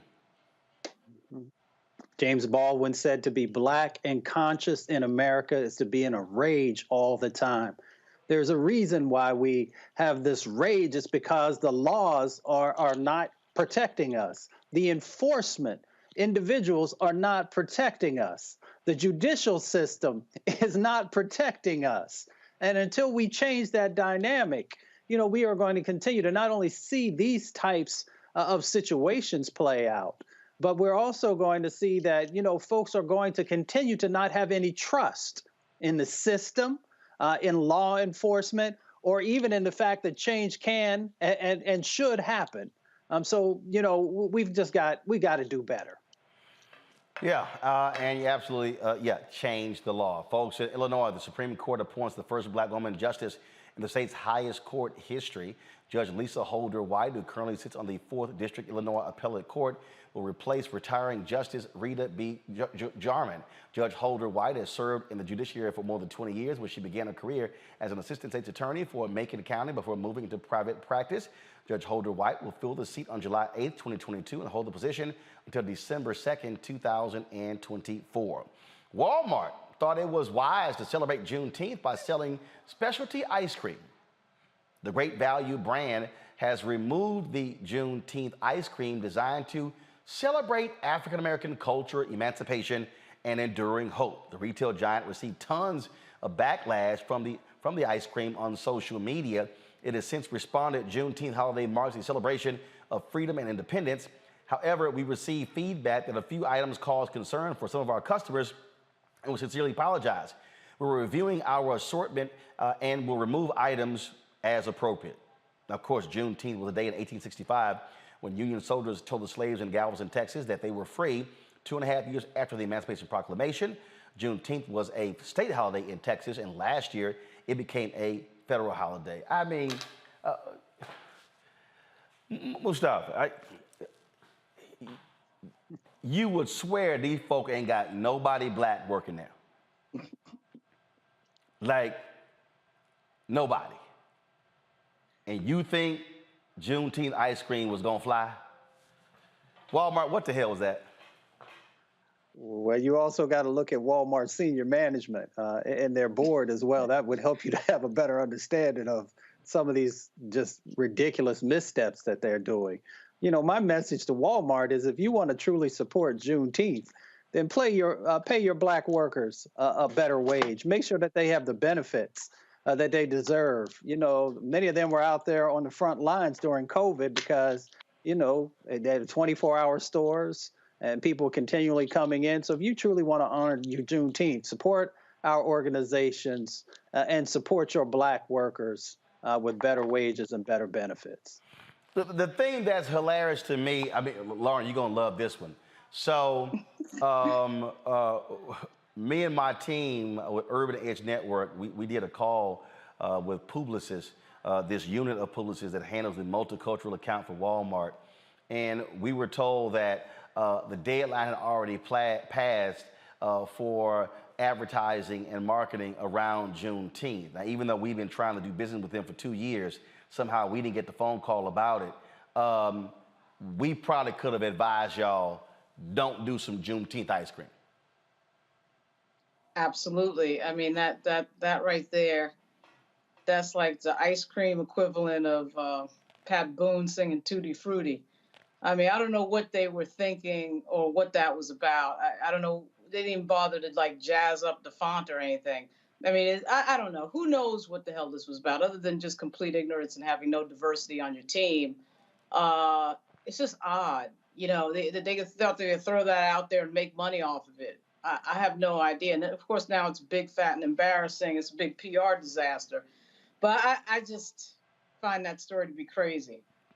Well, but it goes to show you how these companies simply look to try to make money off of these holidays, and that without understanding that that ain't what Juneteenth is about. So this ain't like the holiday, like we do the other holidays, Robert, where they got mattress sales and everything else. No, that one not gonna fly. Yeah, and also for the Walmart diversity team, I have some notes. One, a red velvet cake and cheesecake flavored ice cream, that doesn't taste like freedom. I mean, that's not what we fought and died for red velvet cake and cheesecake flavored ice cream. So I'm recommending something along maybe a peach cobbler flavor for next year's Juneteenth line, or maybe work with some black designers and some black cooks and some black companies. So if you're going to be profiting off of Juneteenth, you actually put that money back into black communities. Also, maybe don't release it under your great value line, as if it's the cheapest, most cookie cutter ice cream you can think of. And also, how would you put some black art on the cover instead of the generic high five? Because if you look at the wider picture, they have the Juneteenth ice cream right next to the Pride Month ice cream, which is also June, and that's the exact same picture, the exact same font, just with a different color rainbow on it, a different flavor. So if you want to do it, actually work with the black community, hire some black people to help you design it, put together an entire campaign around it, use this as an opportunity to donate to some black causes. There are ways that you can do this, but having great value Juneteenth cheesecake and red velvet ice cream probably was not the right way to do it. Yeah, that's not really smart or wise. All right, y'all.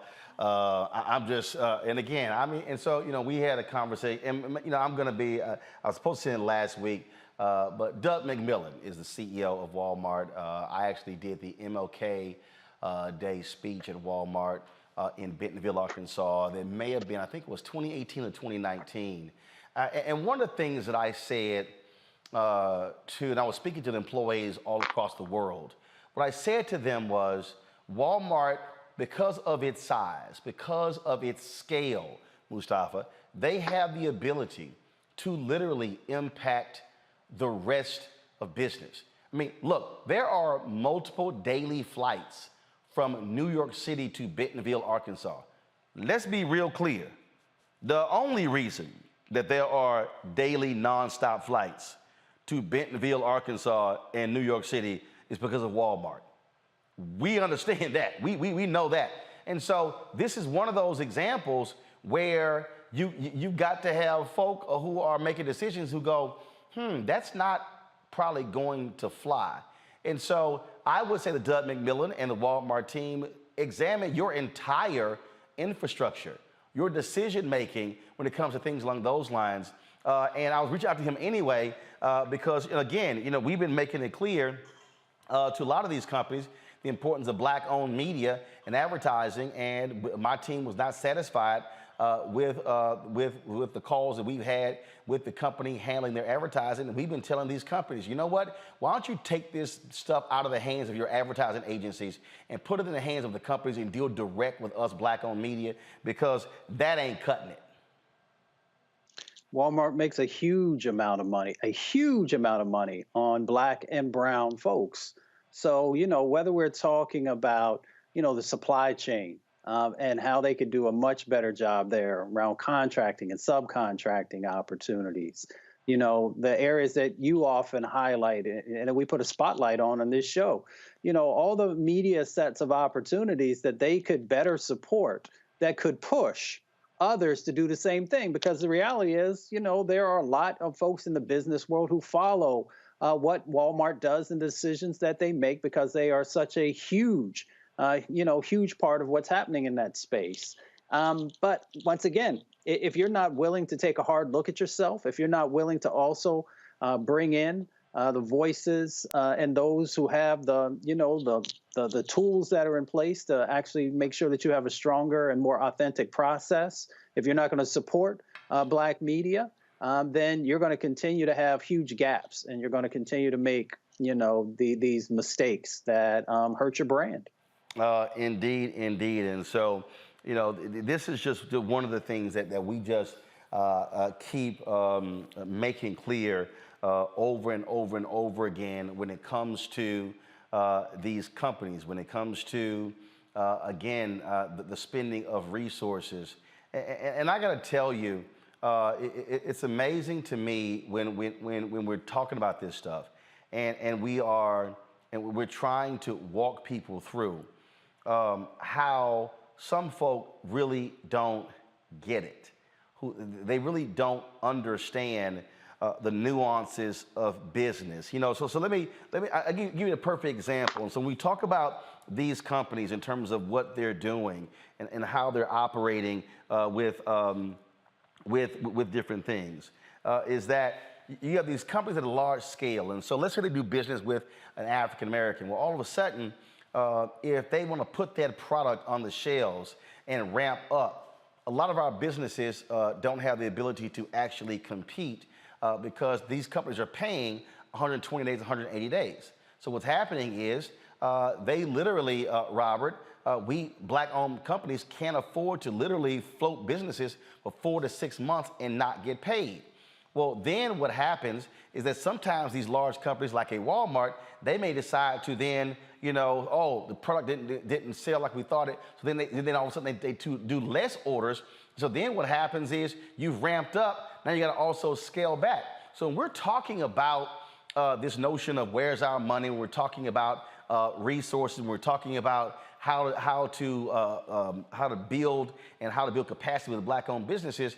It also means these companies sitting down with people to understand the processes in terms of how they make decisions and how they impact us in a totally different and unique way.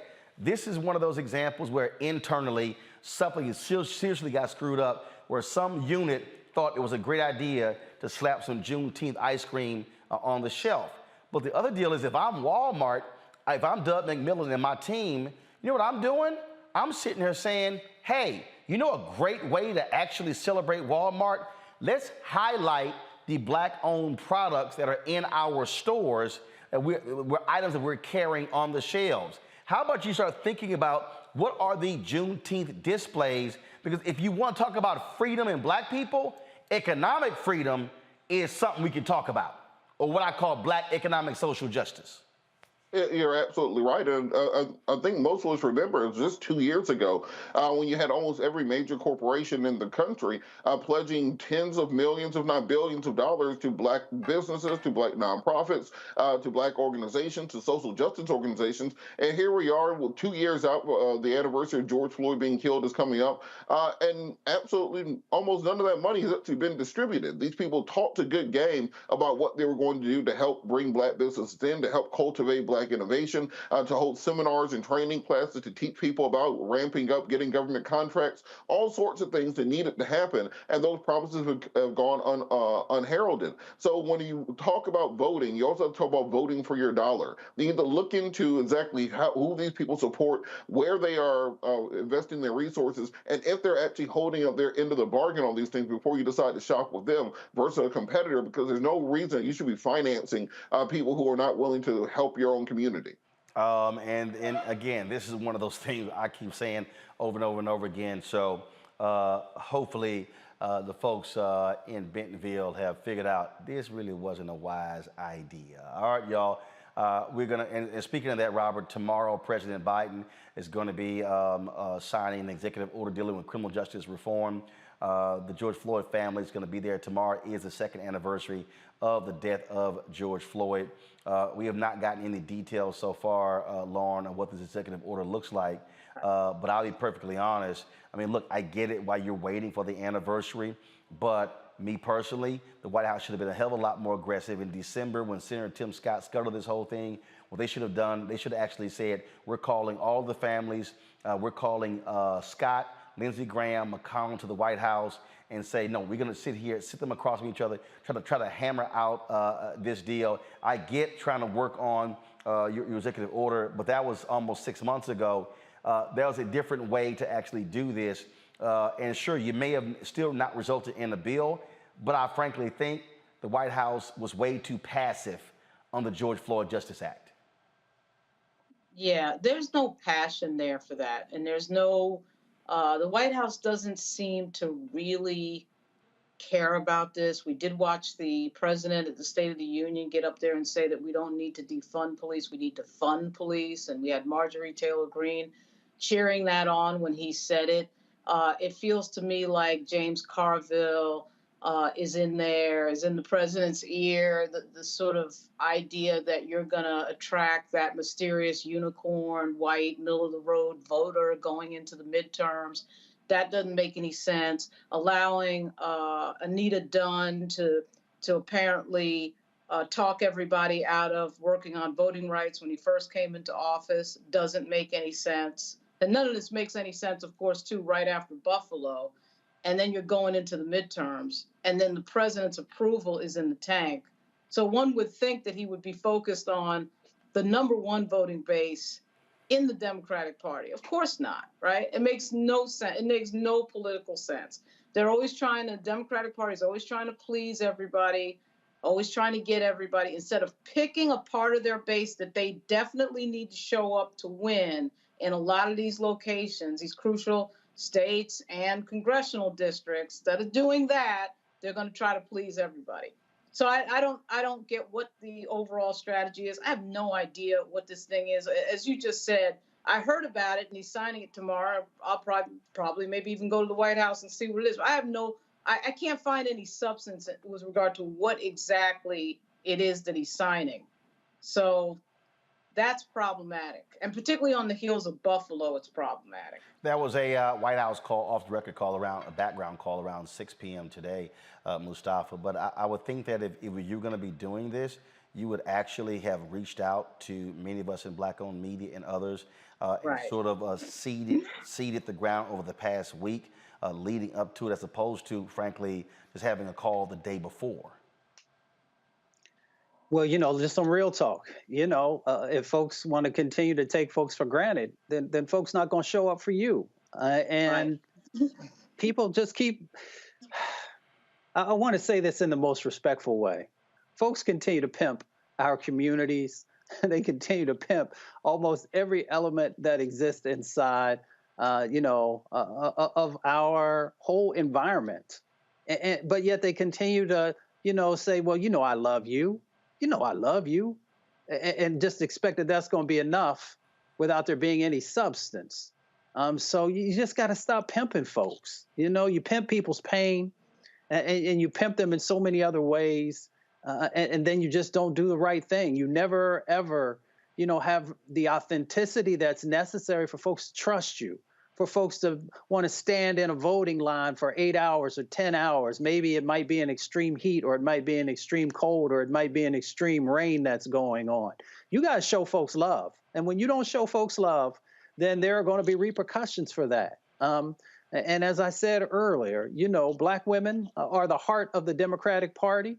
And of course, hopefully there are plenty of brothers who are standing authentically with our sisters as well. So start to show some real love. Because if you don't, it's going to play out, and it's going to play out in a way. Rob, I think the key that Lauren and Mustafa said is passion. Bottom line is, if you ain't got no passion, I'm sorry. The other side is extremely passionate. Oh, they are fired up. And so you got to actually show that. You got to show that you actually give a damn. I mean, hell, at least fake it. Well, there's a couple things that Republicans are really, really good at. And I think you have to pay attention to it if you want to succeed. One, they play to their base. I don't care what the base of the Republican Party believes. If it's in the QAnon conspiracy chat room, that becomes the official policy of the Republican Party. They listen to exactly what you say, and they're going to do it. Like, point blank, period. I don't care what it is. Like, if they say that there's a pizza restaurant where they're trafficking children as part of the Epstein plot, you'll hear Ted Cruz say that during the Senate hearing. Secondarily, they don't give a damn about whether or not they got a majority. You saw what Trump did. I want to build a wall. We won't give you wall money. Okay, I'll take the wall money. Done.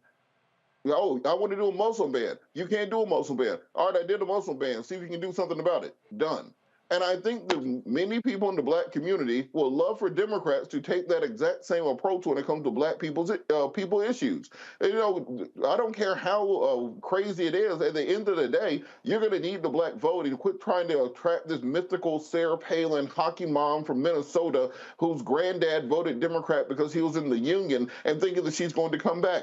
Admit to the browning of America. Admit that brown and black people in the South are going to be the new power base of the Democratic Party, not cold white people in the upper Midwest as they were when your dad and granddad were around, and actually push for them and fight for them just as hard as President Trump is fighting for his MAGA base. The same way that Trump is traveling city to city, doing putting in candidates, fundraising, doing rallies every single weekend. I would love to see President Obama or President Clinton or literally anybody else doing the exact same thing for Democrats right now. And there's no reason they can't be doing it. They just don't feel like doing it. And then we're going to get down to GOTV and they're going to blame black men again, saying, well, if you guys had just turned out more for no apparent reason, then we would have won, and this is all on you, and not recognize the lack of groundwork they're putting in to actually encourage people to go vote for them. You can't simply say Trump is evil and make that your entire campaign strategy again.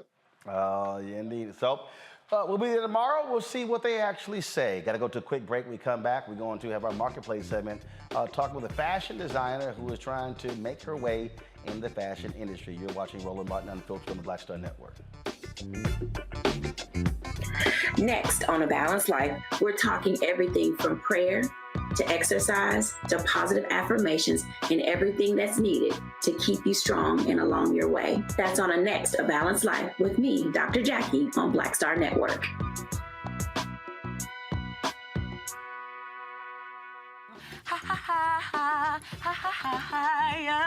Hey, I'm Antonique Smith. What up, Lana Well, and you are watching Roland Martin Unfiltered.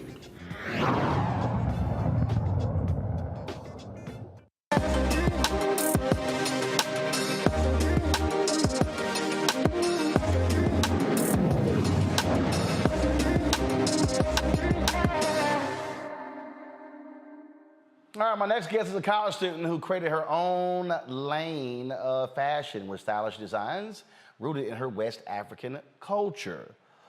Hagoi Kapesu is a luxury brand with a global outlook. The brand uses only the most quality craftsmanship. It's one of the youngest brands invited out to New York Fashion Week in September.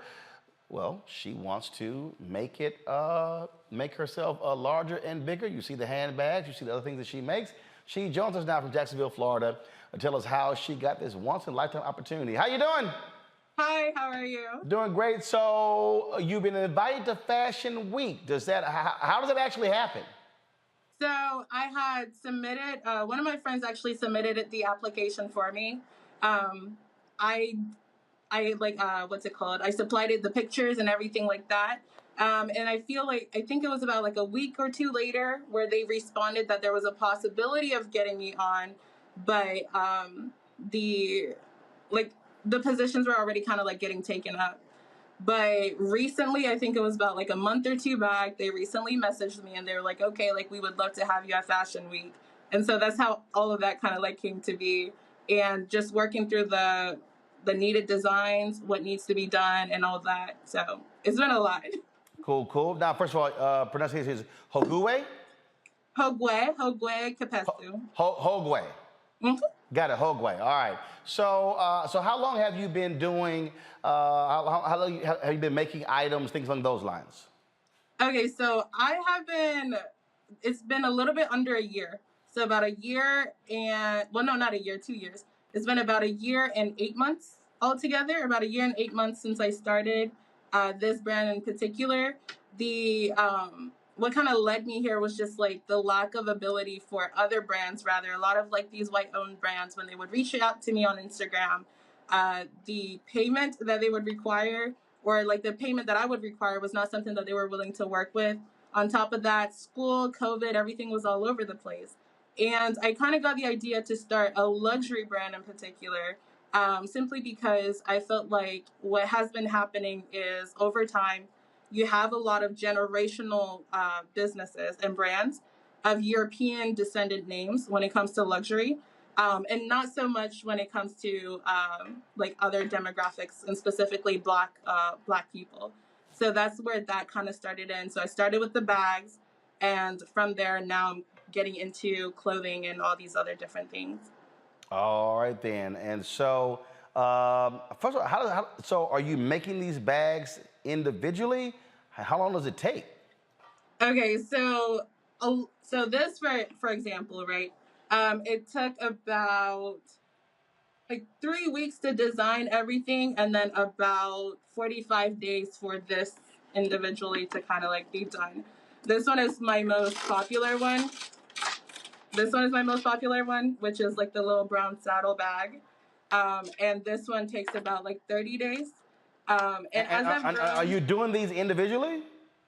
The samples themselves, these samples, yes, I'll do individually, but when it comes to like stock and everything, those I will have like manufactured out. Got it. Okay, cool. You have manufactured out. And where are you manufacturing your bags? So my bags are being manufactured in Italy, and then some of the what's it called? Like some of the pieces and materials are being like taken out of Brazil. All right, cool. All right, questions for my panel. Lauren, you're first. When you went to Fashion Week, like how many pieces did you bring with you? So I have not gone to Fashion Week yet. Fashion Week will be in September of this year. And I am going to have about 24 different actual outfits, 24 individual actual outfits. So that itself is going to take a lot because, well, I would show the designs, but they're not done yet. But clothing, as well as bags, as well as some hair accessories and things of that nature. So that itself is taking a while, and the expenses for that itself is also a bit. But yeah, no, it would be September 11th this year in New York. And you've got to raise, what, $25,000 or so yes. to get you to Fashion Week? Yeah, so I'm trying to raise about $25,000 or so. I keep telling myself either way I'm going to make it happen. But yes, $25,000 or so to get everything started in regards of getting all of the items made, sourcing materials, simply because I am going into luxury. And because the audience of people there are going to be, it's going to be a lot of buyers, luxury brand owners, a lot of celebrities, that being the audience that I also want to kind of like captivate and bring along with me, it's going to be a bit expensive because a lot of this stuff are going to be couture. So that's where I'm at with all of that. And being a college student does not necessarily make any of these things easier. So yeah. And you're a college student where? I am at FSCJ, is our local college here. We're like in Jacksonville. I was originally starting nursing, and that's when I actually started the brand, the idea of the brand, because I wanted to make money to help me pay for school, because there was a lot of issues with all of that. Yeah, it's a lot. But since then, I've kind of like transferred over to psychology. Psychology is something I always kind of wanted to do. I originally picked nursing simply because I thought it'd be a quick way for me to finish college, get some money, and go about. But psychology itself has always kind of been something that I've been interested in because I do care about the mental health and the issues that are also like rampant within the community itself. And I feel like there needs to be more people who are willing to understand a lot of the sources of a lot of these like mental, mental disparities rather. So what I'm studying in school versus this is still for two different branches, but they're also both things that I'm very passionate about. All right, and again, this is the GoFundMe. Put it up again, folks, that you have placed up there. And you put this up not long ago, just a few days ago. And so, folks, it's HOGOEKPESSOU Fashion Week Funds. That's for those of you, of course, who are listening to our podcast as well. Mustafa, your question. Sister Kapasu, I mean, just amazing, amazing brand that you have there. My mother's birthday is coming up, so I hope that I can afford some of the pieces that you're making. My question is the color palette. I'm attracted to colors. What inspired you? I know it's culturally inspired, but can you talk a little bit about the color palette? Okay, so the color palette itself, I am of the Awe as well as some Fulani tribe within me, right? So a lot of the colors that I chose are of like different tribes, different tribal like garments and things of that nature. When it comes to the bee itself on this bag in particular, the metaphor behind it being like being attracted to sweetness, life always attracting you to sweetness or sweet things around. A lot of the designs, I love working with what's it called? I guess like asymmetrical designs when it comes to my clothing. That is just one thing that I do admire. For example, these shorts, for example, the print itself is like it's an African inspired print. But rather than just like wearing it this way, it can also be used and worn inside out, where it is all just like white. So having something that is able to be used for multiple things, I think is a lot of what I want to bring into luxury, rather than this idea that like the abundance of wealth is going to get this one-time thing that you can only use once. I like my products to be able to have more use than just that in particular. But yes, when it comes back to the palette or the color inspirations, a lot of it I take from tribal inspirations and things of that nature. Robert. All right, I am not a luxury designer expert. I wish my sister was here for that part of it. But I want to kind of have you articulate what your vision is. 5 years out, 10 years out, where do you see this growing? What are your goals for this endeavor? Okay, so actually within 5 or 6 years would be what the average person in my situation would be able to actually reap any of these benefits. So what I've been doing thus far is part of like my mission statement. So the country that I'm from is Togo.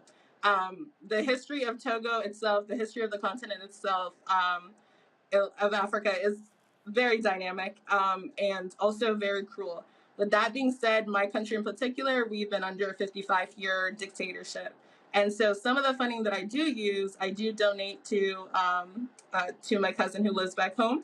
It's called Destiny's Ladder. And basically we are able to take the money, give some money, give to orphanages, because we don't have foster care systems back in my country. But give to orphanages and allow them to be able to actually have school and all of those things.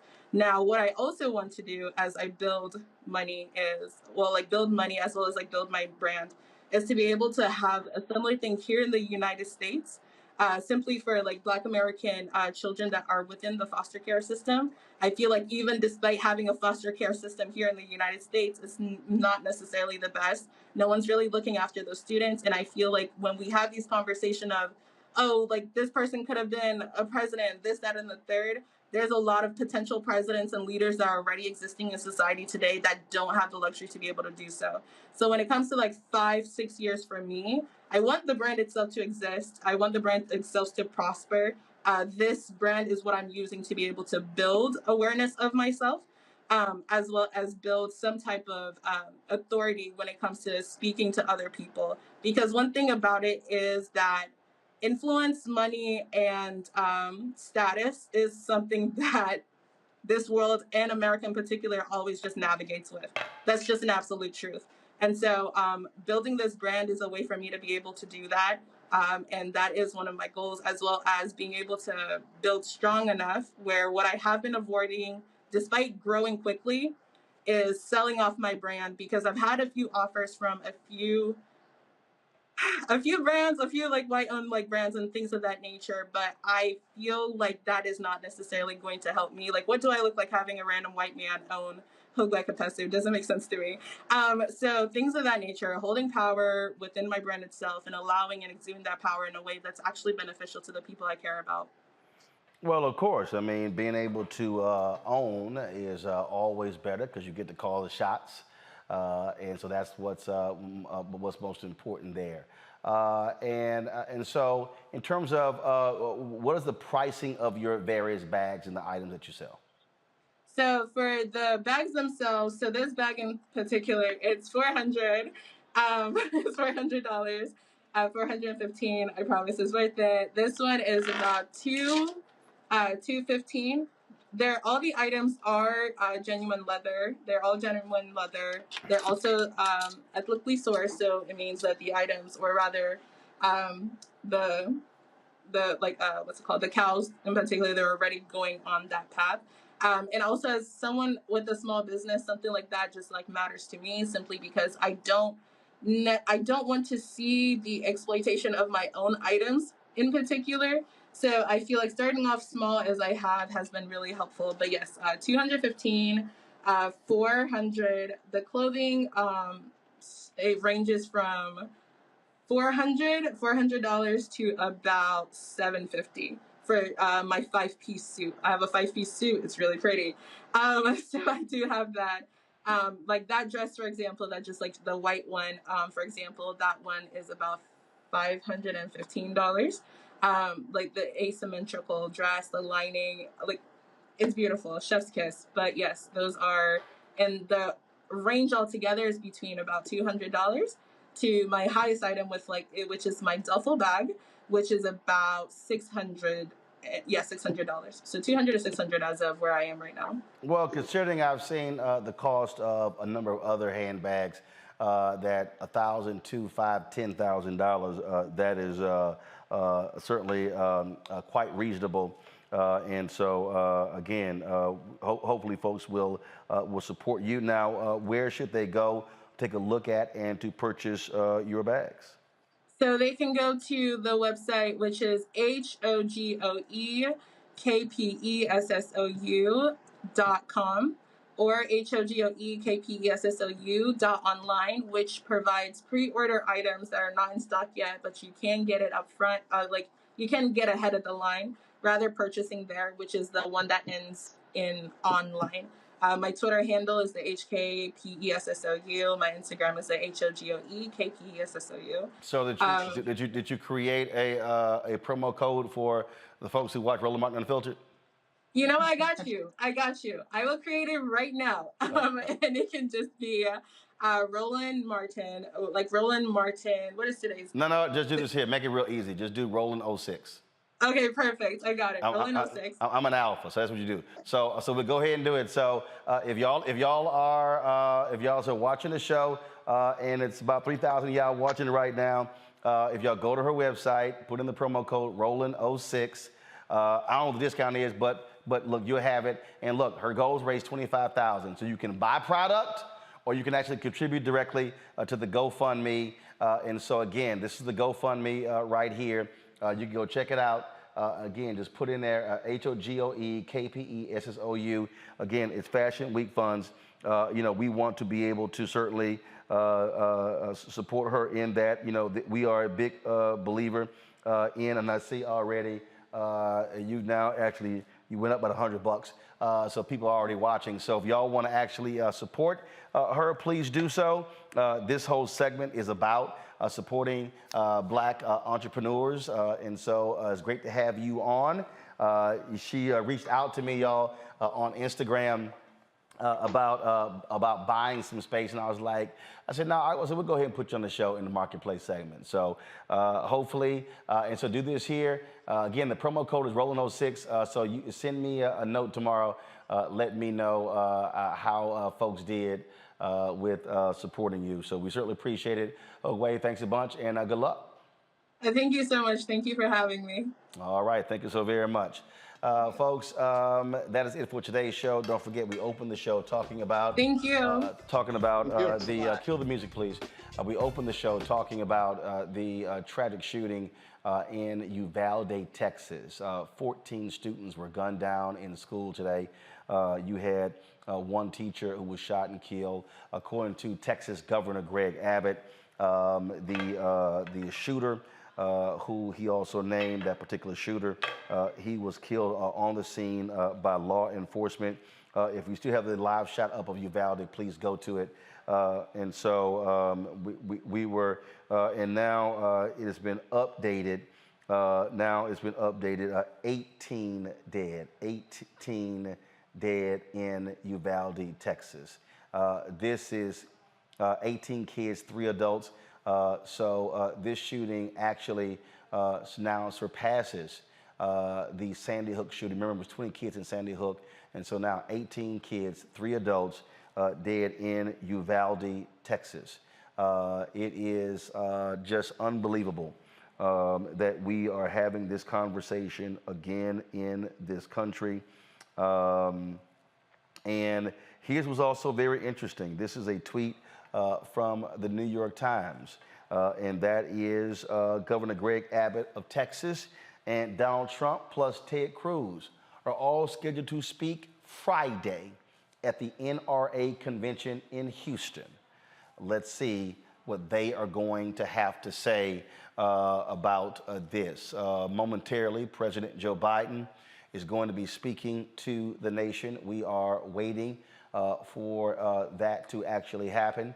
He will be addressing the horrific shooting that took place in Uvalde. This Lauren, is one of those days that, again, the president just had to deal with this in Buffalo, Texas, Buffalo, New York, when he went to Buffalo to speak to the nation, where 10 black folks were gunned down in a grocery store by a white domestic terrorist. Now, not even 2 weeks later, he's now having to speak to the nation again about a mass shooting. Yeah, and I'm really eager to see what he's going to say, because I really don't know what he's going to say that can top what President Obama said after the Sandy Hook massacre. There's been all sorts of efforts in the past to try to pass some of the most basic, and I would say common sense, gun controls, particularly around, AR-15s and things that are weapons of war. One would think that would be fairly logical and fairly easy to do, and it has not been at all, because the NRA, once again, has a death grip on these elected officials, particularly on the right and some on the left. And I suspect that there's going to be no appetite, particularly for the frontliners in the Democratic Party, who are already showing all these signs of not wanting to deal with anything that they have to explain on the campagn trail. Explain, Lauren, explain to people who don't speak Washington, D.C. language, who the frontliners are. So the frontliners are the group of Democrats that are in very close districts and typically hard to win districts. Districts that we would refer to in politics as purple. So not leaning all red, not leaning all blue, although typically... swing districts. Yeah. But typically these districts do lean a little bit one way. And of course, one would think that they would be blue if you have a Democrat in office. But what's been happening in Congress is that the frontliners are keeping the Democratic leadership from bringing anything progressive up that has to be explained. They don't really want to have to explain anything, quite frankly. This is one of the problems with the Democratic Party currently. They don't want to stand up for anything or explain anything or have any sort of backbone about what they say on the campaign trail, and that's been problematic. And when it comes to guns, this is one of the 3 issues that I think the Republican Party gets their voters on. The traditional expression has been guns, God, and gays, but it's true. They do get voters on guns. The gun issue is huge. And what the Republicans typically tend to do is to say that, the Democrats are coming to take your guns. But somebody's got to have this conversation. We can't have our kids getting slaughtered at their schools. 20 people at a clip shouldn't have happened at Sandy Hook, and it shouldn't be happening now. We're sitting here years later, after Sandy Hook, having the exact same conversation. So I'm particularly eager to see what the president is going to say tonight. Mustafa. We just continue to chip away at our humanity by our lack of inaction. My grandmother says that when you know better, do better. All the folks who are currently on Capitol Hill, whether in the Senate or the House or who are in these state houses, they know that they have to do better. You know, that they know, you know, the lives that are being lost, the children that continue to be sacrificed, and it could actually change. We could put laws in place that begins to minimize these impacts and hopefully one day to eliminate them. Maybe we will evolve into being full human beings, but that will never happen if we continue to not even be willing to do the basic steps. So we have a choice to make. You know, we can either continue to sacrifice our children, and that's exactly what we're doing, along with other citizens, of course, or we can step up and we can begin to do the right things. And, you know, it won't take much longer for us to figure out if we're going to completely go over the cliff or if we're going to begin to take the steps, you know, backwards in this instance and then move in the right direction to actually truly protect folks. You know, when you look at these responses, and you're seeing many people already challenging, saying, Abbott, Lieutenant Governor Dan Patrick, Texas Senators Cornyn and Cruz, what the hell are you going to do? As I said earlier, folks, you know, you had the church shooting in Texas 5 years ago, 26 killed.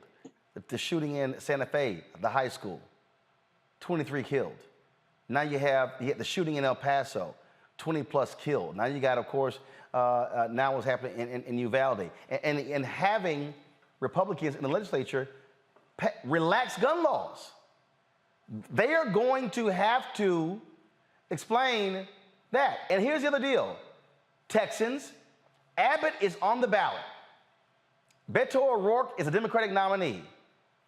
Force this man to have to explain, oh, how are you so pro-life? But you do nothing about gun control, and you're seeing young Texans being gunned down in school. They are going to have to deal with that, and this is where people have got to mobilize and organize and force them to confront this very issue. I hope thousands are going to be outside of the NRA convention in Houston demanding these fools do something. Lauren? I mean, yeah, you would think that this would be a moment that the gun lobby could probably really rally around, given the location, given the incidents that you rattled off just in Texas alone. We're not even getting to, you know, Buffalo and obviously these other incidents. But something has got to happen, and it's got to be a grassroots effort. I think that other activism that we've seen in the last few years, certainly Black Lives Matter, has shown us what happens when you have a lot of street activism. It puts a lot of pressure on elected officials. And I'm not sure why it can't happen around this issue.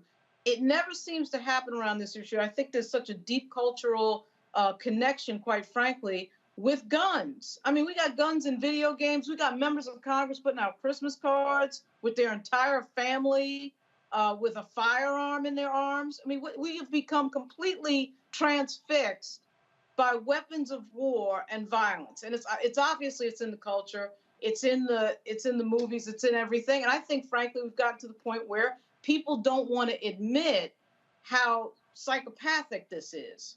They feel like it's a weakness to say that guns, in fact, are dangerous. Our love of guns is dangerous. And we're watching people die right in front of our face and doing absolutely nothing about it, except going through this loop of, it's like the same ritual every single time. We're going to go through all the biographies of the people who just were murdered in Texas. We're going to have, you know, I don't know, a full page, whatever, in some of the papers. It's the same thing over and over, and then we're not doing anything to change it. But there's got to be some grassroots movement to really get to the people like the Cornyns and Ted Cruz and Greg Abbott. It's not that anybody expects them to change, but they've got to be at some point open to a conversation about specifically weapons of war, as Jackie Spears, you put that graphic up earlier, noted. I'm not sure why that can't be a conversation. Well, and here's a piece, Mustafa. Texas Governor Greg Abbott was so quick to call for special sessions dealing with voter suppression. Right. Let's see if he has the guts to call the Texas legislature into a special session to deal with guns. It was just last year in Texas where they relaxed the gun laws and lowered the age by which folks could buy guns. It has now been lowered to 18. And this shooter apparently bought his rifles on his birthday. Right. His 18th birthday. Well, Governor Abbott is going to have to, he is going to have to deal with the choices that he has made. And as you said, calling the special session could show some leadership where he has lacked in leadership on so many other issues. So, he can also play a role in helping to break the addiction that we have. We have an addiction to guns in this country. We have an addiction to violence. And by him showing some leadership in this moment, he can begin to, change that dynamic to a degree. The question is, does he have the will?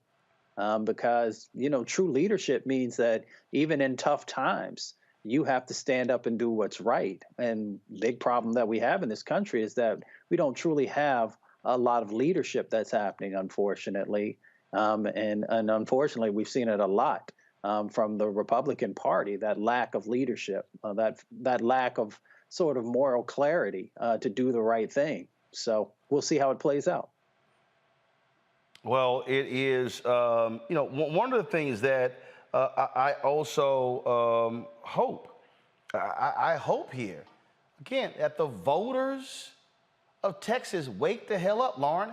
It is an election year. Right. And the people will folks are going to have the courage to make this a priority and say, where do you stand, for or against?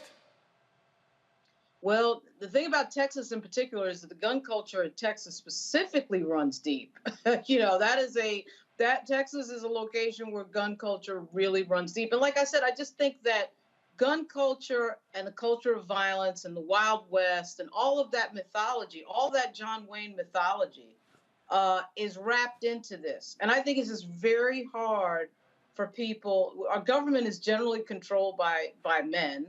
And, part of the mythology of guns and manhood is having a gun, and you shot a gun and you own a gun. We got politicians, like I said, always bragging that they're gun owners, and all of this whole thing is just wrapped into that. And we gotta break that cycle of people thinking that somehow it's a positive thing to have an AR-15 around. I mean, not just a revolver that was passed down. I mean, I happen to have a few items that were passed down by my father, who was in law enforcement. But this idea of having weapons of war now has gotten completely out of control. It used to be that you had a revolver in the house or something like that. But people are bragging about, devices that are specifically used to kill large numbers of people in one sitting. And that somehow has become normalized, completely normalized. Yeah, I mean, this was the Christmas card Lauren Boebert, that nut from Colorado, sent out. This was it. Right. I mean, her and all her kids, I don't give a damn who you are. No kid should have any of these guns. Right. Right. And I know the gun people are like, well, you can't call that an assault rifle because it has this and it has that. Yeah. Oh my God. Who cares? They want to give us a lecture on the definition of what's an assault rifle and what's not an assault rifle when 20 kids are dead in Texas or at Sandy Hook. That we're going to get a lecture, I'm sure, on Twitter by some idiot a little later on what's an assault rifle and what's not an assault rifle. Who cares? But people want to play tough. They want to look like they're in some movie or in some video game at the expense of somebody's kids, which could be anybody's kids at this point. And I just think it's just so wrapped into the culture of America, and it's hard to break away from. It's really hard for us to break out of this, but we got to figure something out because this is getting really scary. We all saw the attack on the Capitol, and thank God there wasn't weaponry involved in that. But I mean, you could see sort of an escalating attitude in our country toward violence just in general. The Rittenhouse incident, I thought, was another big, incredible marker. He was seen as some little folk hero. You've got to be kidding me. And that's where we've gotten to. And it's become, and we are and Chris Murphy, the senator from Connecticut, is absolutely right. We are the only country that does this, and we are the only place on the planet that this type of thing keeps happening. Well, I think what we're dealing with here, Mustafa, is, again, this is a violent country. This is a violent society. Right. That is what we are dealing with right now.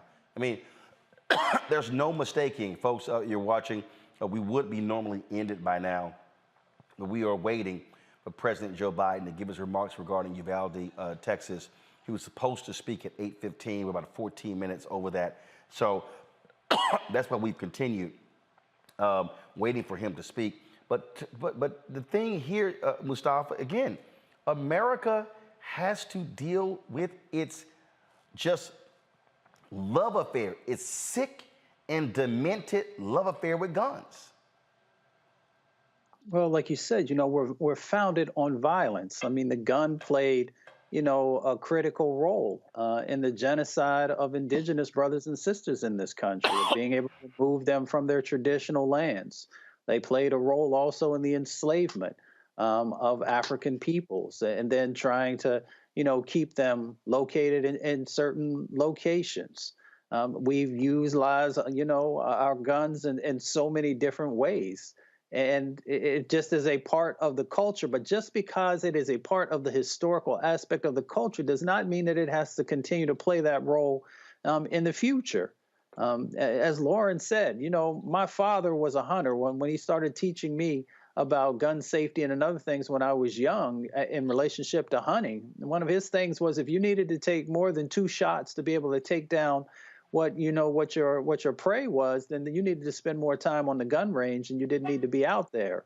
So, these magazines with multiple shots and all this other kind of stuff, all that, it's unnecessary. It is, like Lauren said, it is a part of the mythology of making someone feel like they're more of a man than maybe they actually are. And once again, we just got to get back to holding people accountable, making sure that we begin to actually make progress on common sense gun-related laws, and then also make sure that there's real enforcement, and also making sure that folks have, that there are the mental health checks that are also necessary before someone, can get a gun. It just doesn't make any sense for us to just be passing these things out like somebody's at McDonald's. You just walk up and say, I want a number 7 or I want a number 8. There has to be so much more to that because you're literally dealing with life and death situations and life and death instruments. So once again, we'll see if both the governor of Texas stands up and does the right thing, if Ted Cruz takes real leadership in the Senate and says, here are a number of elements from bills, multiple sets of bills that are out there that we can get our folks around. Will Mitch McConnell do the right thing? And then, of course, leadership in the House, which I know that they will be willing to move forward on. But we'll see if folks are willing up to do the right thing. Indeed, indeed. So, folks, let's do this here. We already have Keenan. Why don't you just simply go live with the feed for Biden? And so what we will do is, so let me know, y'all let me know when that feed is live on the Black Star Network app as well as on our YouTube channel. So again, President Joe Biden was supposed to address the nation at 8:15. Right now it is 8:33. So about 18 minutes over. And so what I want to do is release our staff. And so let's go ahead and go live with our secondary video feed. And so that way, if you want to see the president's address, you can do so by just switching over to that second feed. Folks, if you want to support us in what we do, please join our Bring the Funk fan club. You can also download the Black Star Network app, the Black Star Network. So if you want to see the rest of this, go to our Black Star Network app, Apple phone, Android phone, Apple TV, Android TV, Roku, Amazon Fire TV, Xbox One, Samsung Smart TV. And also, you could join our Bring the Funk fan club, and that is, of course, P.O. Box 57196, Washington, D.C., 20037-0196. The Cash App. The Cash App is $RM Unfiltered. RM Unfiltered. Of course, the PayPals are Martin Unfiltered. Venmo is RM Unfiltered. Zelle is Roland at RolandSMartin.com. Roland at RolandMartinUnfiltered.com. And certainly our thoughts, prayers, condolences to those families in Uvalde, Texas. Today, 18 children, elementary school students, gunned down in a classroom, 3 teachers also deceased. For those of you who want to watch the president's remarks, please go over to our secondary feed. We will see you tomorrow.